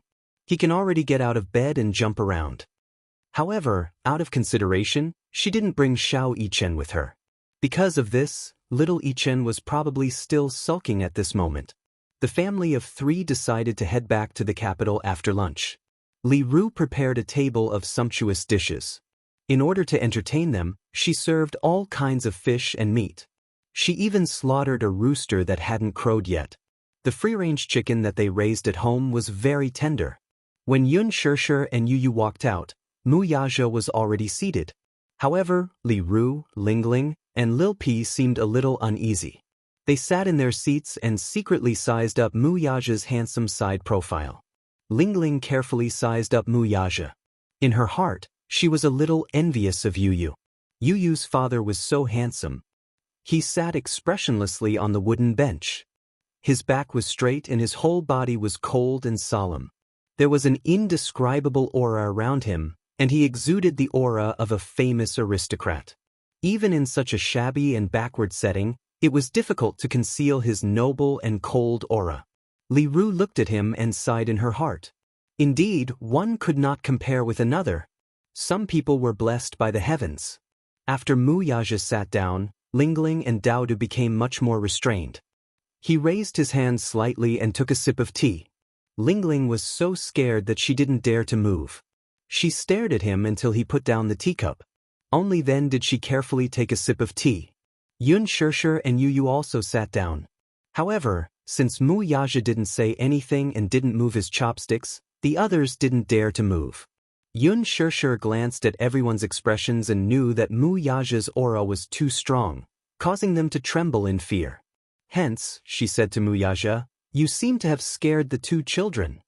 The moment she spoke, it startled him. Wuxia was originally thinking about something, but after being reminded by Xianxia, he raised his head and looked at Li Ru and the 2 children on the table. He looked a little cautious. Xianxia smiled and said, "Sister Li, the 3 children are hungry. Don't just wait. Let's eat, or the dishes will get cold." Li Ru asked carefully, "Boss Mu seems to be dissatisfied with the dishes. Is it because you're used to eating luxurious food and eating exotic delicacies that you can't find any dishes to your liking in this countryside?" Chapter 1295. No, he's not a picky eater. Don't judge him by his looks. He's always been like this. He doesn't like to talk and doesn't smile. After a pause, she said helplessly, "Look, big sister Li. There's so much food on the table. It'll be a waste if we can't finish it all." With that, Xianxia glared at Wuxia. Wuxia smiled and said, "Big sister Li, don't be so busy. Let the children eat. I was just distracted. I didn't mean anything else." With that, Wuxia picked up a drumstick for Lingling and Lil P. Then, he picked up a few pieces of chicken and placed them in Xianxia and Yu's bowls. Li Ru was flattered by Wuxia calling her Big Sister Li. When she saw him put the drumsticks in Lingling and Lil P's bowls, She became even more nervous. She pinched the corner of her shirt and said nervously, "Boss Moo, can you give Yu one of these drumsticks?" Ling Ling stared at the drumstick in her bowl. Her mouth was gluttonous. Just as she was about to pick it up with her chopsticks and take a bite, Li Ru glared at her. She immediately stopped moving and pursed her lips in embarrassment. She knew that Li Ru wanted to save the drumstick for Yu. Yun Shirshir smiled and tried to ease the atmosphere. "Big sister Li, what are you doing? Look at how scared the children are. If the children like drumsticks, let them have them. Our Yu doesn't like drumsticks." Yu quickly added, "Auntie, I really don't like drumsticks. Let Ling Ling have them." "That's right. Big sister Li, let's not be so polite. You treat us as family. If you're so polite we'll feel uncomfortable," Yun Shirshir said helplessly. Only then did Li Ru nod and let out a few simple and honest laughs. Mu Yaja interacted with Ling Ling and Lil P from time to time. Although his tone was cold, his gaze was gentler. Every time Ling Ling spoke to him, her face would turn red. This uncle is so handsome. Especially those eyes, they were deep and mesmerizing with long eyelashes. When he spoke, the corners of his eyes were slightly curved, revealing a playful and devilish charm, which really made her heart jump. Li Ru was even more flattered. She had heard from the villagers that the man's appearance today was very impressive. She then recalled what the man's assistant had said to them. He had even said that they would not have to worry about food and clothing for the rest of their lives. Then how powerful must this man be? He must be a big boss with a good net worth. Eating at the same table as the big boss, it was inevitable that she would feel reserved. Mu Yaja took a sip of the chicken soup. Li Ru had specially stewed chicken soup for you. The chicken soup tasted pretty good, so Mu Yaja scooped up another spoonful and sent it into Yu Yu's mouth. He didn't forget to carefully blow on it and dip it in. When he was sure it was cold, he fed it to him. Yu Yu drank a mouthful happily. Mu Yaja raised his eyebrows. "Is it good?" "Yes. It's good. Auntie's cooking is amazing." Yu Yu was not stingy with his praise. Li Ru blushed and tried to avoid it. Mu Yaja scooped up another spoonful of soup and fed it to Yu Yu. Yun Shirshir looked at this scene and suddenly felt a little dazed. This was probably Mu Yaja's most charming moment. When he looked at Yu Yu, the gentleness and adoration in his eyes were almost unconcealable. Chapter 1296. This man had always given her the impression that he was domineering and cold. However, at this moment, the sharpness and coldness of the past had faded from his body. When he looked at Yu Yu, he lowered his head and the tenderness in his eyes was almost overflowing. When he smiled, he was really the most charming. His sexy thin lips were slightly curved into a mesmerizing curve. Ling Ling was extremely envious. She looked at him eagerly and suddenly felt a trace of disappointment in her heart. Suddenly, a tender little hand holding a pair of chopsticks picked up a piece of vegetable and placed it in her bowl. When she looked up, she saw Yu Yu smiling and saying, "You can't just eat meat. You should eat more vegetables." His smile was so warm. It warmed her heart. Ling Ling nodded. "Okay." At this moment, the outside of the Zhao family's house was filled with people. Many people were asking about the young couple's background. After dinner, they sat and chatted for a while before Mu Yaja decided to leave. Li Ru politely asked him to stay. "Don't you want to stay for a while longer?" Mu Yaja said, "I won't take up any more of your time." "It's not a problem at all. There's no such thing." Li Ru was still enthusiastic. "Sister Li, there's still a child waiting at home," Yun Shirshir said with a smile. After exchanging a few pleasantries with Li Ru nodded. Before leaving, she grabbed Yu Yu and stuffed the envelope into his arms. "My dear child, I can't accept this much money. Give the money to your parents and tell them that I can't accept it." She was so simple and honest that when she took out the check from the envelope and saw that it was a few million, she was immediately shocked. She even felt that the envelope was so hot. In her entire life, she had never seen a fraction of the amount on the check. However, Yu pushed her hand back. "Auntie, just accept it. This is a small token of my appreciation. Just accept Daddy's goodwill." "This, Auntie, thank you, but I'm also very sorry about what happened this time." However, since uncle is no longer around, I will take on the responsibility of taking care of you. Yu said obediently. Li Ru's heart warmed and she was touched. Tears welled up in her eyes and her lips trembled, but she couldn't say anything in the end. When they left, Li Ru followed behind the car for some distance. Ling Ling followed beside her and kept waving at Yu. Yu leaned against the car window and looked out. She smiled and waved. Yu returned to her seat and hugged Yun Shishir's arm. Satisfaction and anticipation appeared on her face. How wonderful! He was finally home. At that moment, it was as if a beam of sunlight had shone into her heart, bright and warm. When they got home, Xiao Yichen heard the sound of a car horn. He stood at the entrance of the villa and stood on his tiptoes to look around. The car came to a steady stop at the entrance. The moment Yu got out of the car, Mu Yichen saw him and immediately pounced on him excitedly, hugging him tightly in his arms.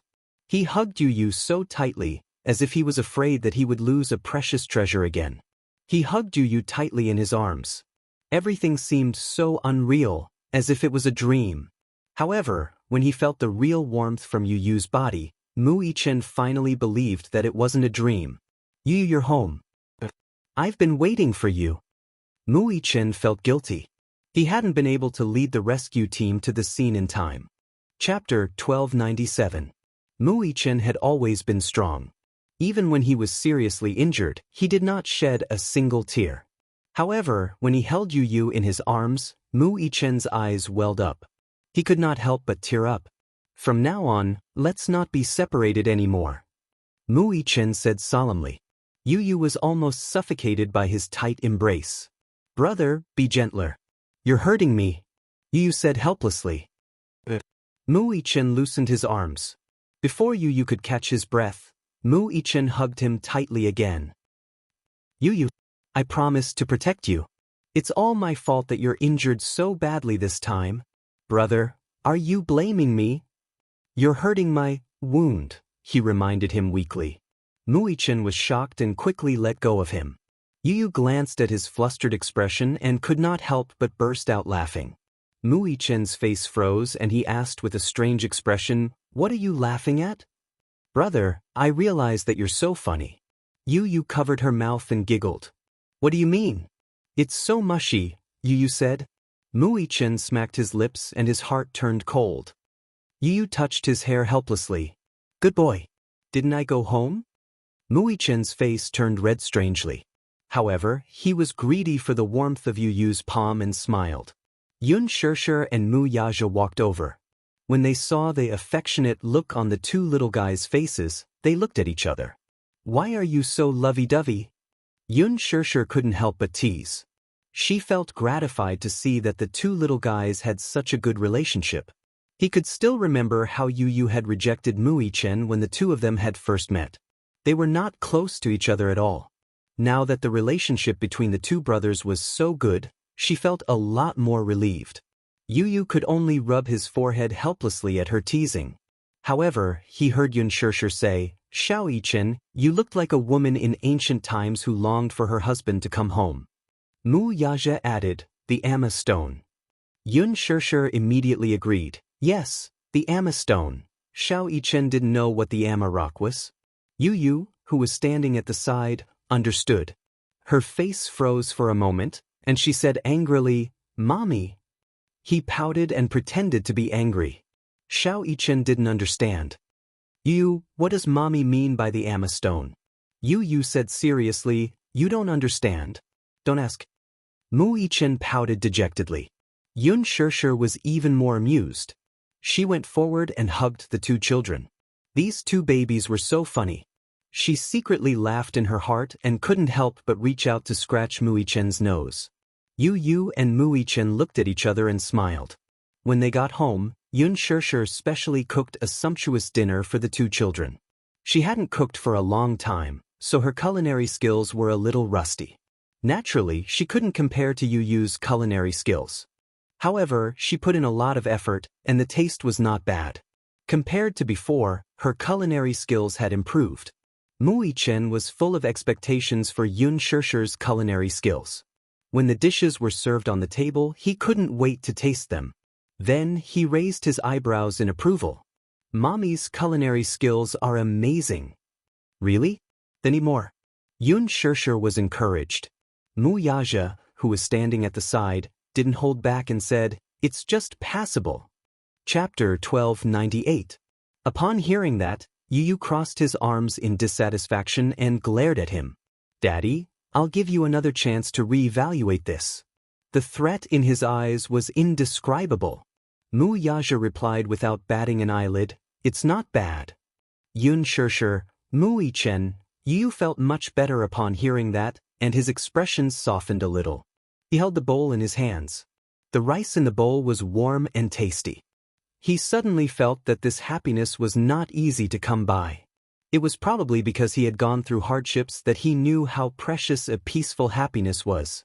After dinner, Mu Yichen pulled Yu to his room. He had a lot of questions to ask him. Yu gave him a brief overview of what had happened in the past 2 days. Mu Yichen, on the other hand, was shocked by what he heard. When he learned that Mu Lianjue had sent people to hunt him down, he clenched his fists in anger. That Mu Lianjue is too despicable. He's just like a clown. He probably knows that he's lost, so he needs to jump around a little before he can feel at ease. Yu snorted coldly.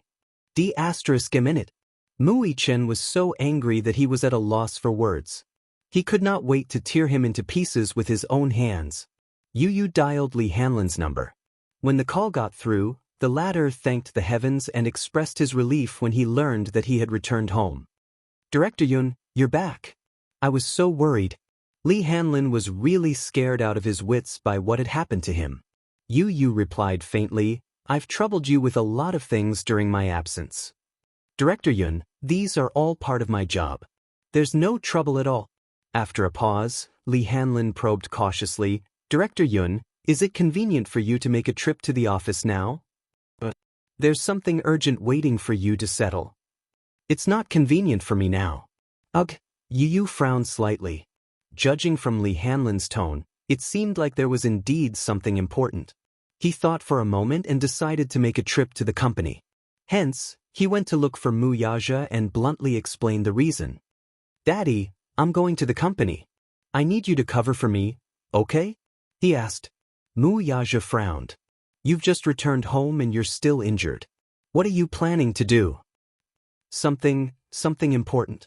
Yu emphasized, "But I don't want Mommy to know about my identity for the time being.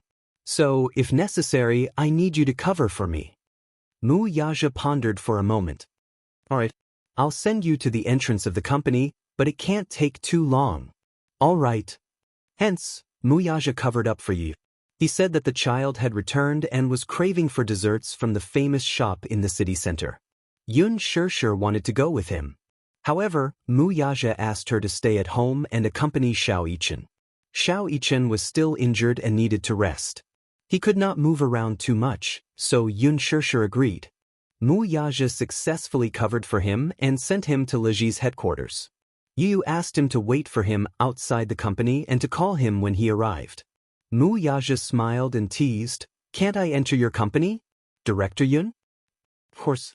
After all, there are some business secrets that I can't let you know." Yu pretended to be arrogant and crossed his arms. Mu Yaja ruffled his hair. "Go ahead, I'll wait for your call." "Okay." Chapter 1299. As soon as Yu entered the office, he saw Gong Jie standing in front of the window. He was wearing a snow-white military suit, which made him look tall and slender.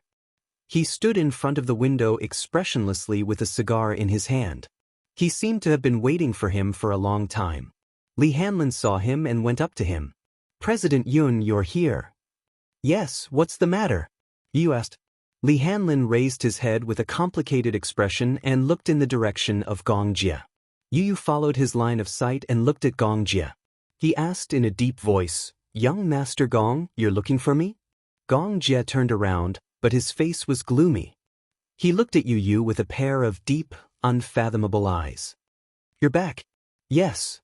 Yu smiled and sat down on the sofa. "Young Master Gong, your subordinates made a lot of mistakes in this operation." Gong Jie's expression changed. "They weren't careful enough and made some mistakes. I suffered a little." "Tell me." How are you going to compensate me? Gong Jie asked. How do you want me to compensate you? Assign that vermilion bird of yours to me. The moment the boy opened his mouth, he laid out a shocking condition. Juke? The man tugged at his lips and asked nonchalantly, Why? Have you taken a liking to her? Yes, Yu said bluntly. Other than her, give me another secret guard. What do you think of this condition? He had a motive for making such a request. With Lisa by his side, his safety was guaranteed. However, he had to find a way to arrange a secret guard to protect his mommy when necessary. After all, he didn't want something like this to happen a second time. The mercenaries of Mercenary Paradise were of high quality. Ordinary soldiers from the army couldn't compare to them. They were all assassins who walked in the dark and had outstanding martial arts skills. Naturally, he couldn't be at ease with them protecting his mommy. Therefore, he proposed such a condition to Gong Jie. Gong Jie smiled. Regarding his request, he was straightforward. Since you asked me for the person, I have no reason to refuse. From now on, Vermilion Bird and Jie will be at your disposal. All right. After a pause, Yu asked, Where's Lisa? Gong Jie said, Are you concerned about her? Ask her about her situation. Gong Jie's lips curled into a cold smile. He said expressionlessly, She's just a bodyguard. Even if she's dead, you don't have to ask anything. She died? Gong Jie said coldly, Not dead. It's just a small injury, it won't take her life. Yu frowned. Why are you looking for me? Gong Jie raised his eyebrows and suddenly walked to the poster. His gaze fell on the poster hanging on the wall. His thin lips escaped from his thin lips. Who is this woman? Yu was shocked. His gaze fell on the poster as well. It was the poster he had chosen when Xianxia was filming. He felt that this poster was especially beautiful and elegant. Just looking at it was pleasing to the eye. Therefore, he chose this poster and enlarged it to make it into a poster. He hung it on the wall, facing his desk. When he raised his head, he happened to be able to see this pictorial, which made him feel at ease. When he heard Gong Jie's question, he became suspicious. He frowned slightly and was a little wary. Why are you asking about this? I'm just asking. Chapter 1300.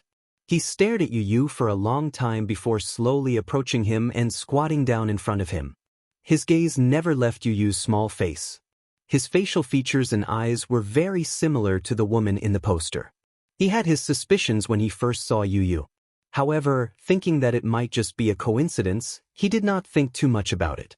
It was only when he saw the huge poster hanging on the wall in Yun Tianyou's office that he became suspicious. The woman in the poster had such similar facial features and gentle eyes. It was as if they were the same as the shadow in his memory.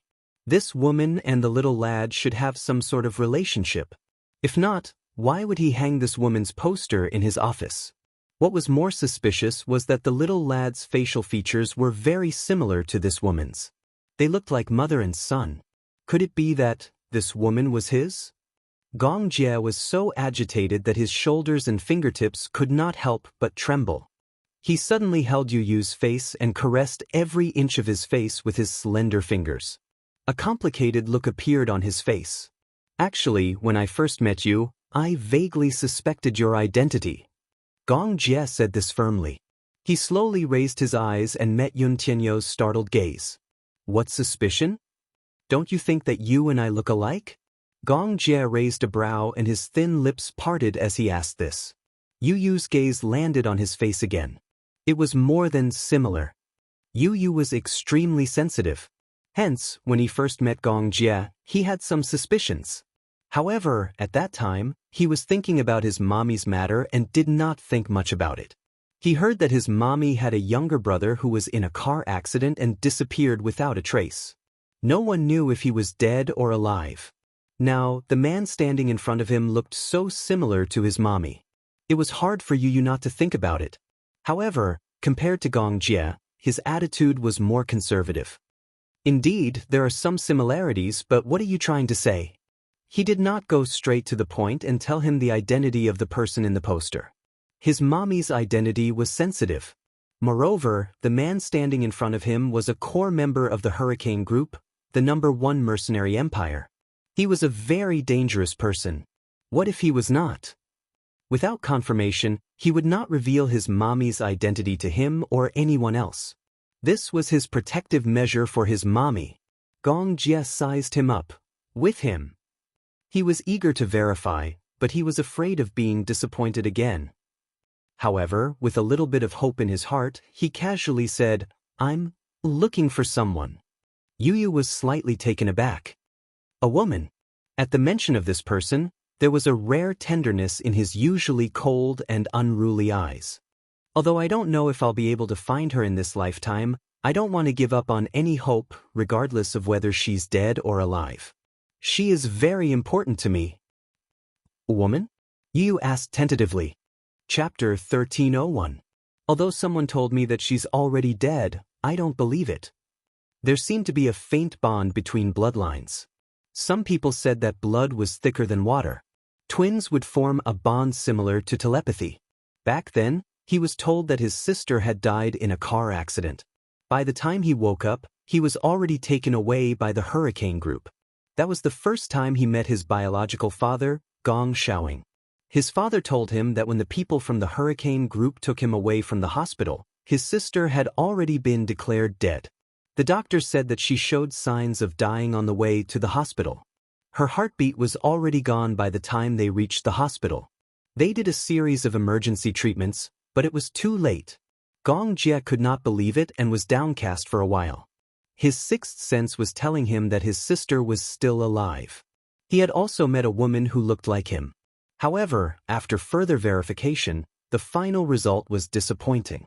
Gradually, he began to believe that his sister was no longer in this world. However, when he saw the huge poster in Yun Tianyou's office, his heart seemed to have sensed something and was filled with hope again. Yu was silent for a while before he made up his mind and slowly explained, "The woman in the poster is a celebrity." Celebrity? Gong Jie was stunned. "What's your relationship with her?" If you must ask what kind of relationship they have, Yu's face instantly revealed a fanboy's expression. "I'm her little fan." Gong Jie was silent. Li Hanlin, who was standing at the side, was speechless. "Just a fan? That's all?" Gong Jie stared at him suspiciously. Yu gave him an elegant smile, hiding his thoughts well. "If the person you're looking for is her, I can use my connections to investigate her identity for you." Gong Jie coldly said, "No need." If that was the case, he would send someone to investigate. With that, he stood up abruptly and strode off. Yu watched him leave expressionlessly with a frown. "Agent Li," he called out. Li Hanlin walked to his side and squatted slightly. "Director Yun, what are your orders?" "Lock down everything. Don't let him find out anything about my mommy." But Li Hanlin was suddenly suspicious. "Why do you want to hide her identity from young Master Gong?" Yu faintly answered, "Because before I can confirm his relationship with my mommy, I won't let him get close to her." "I don't understand your intention." Yu squinted at him. "Understood. But if it's proven that my mommy is the person he's been looking for, then it's a different story." Li Hanlin was curious. "How do you prove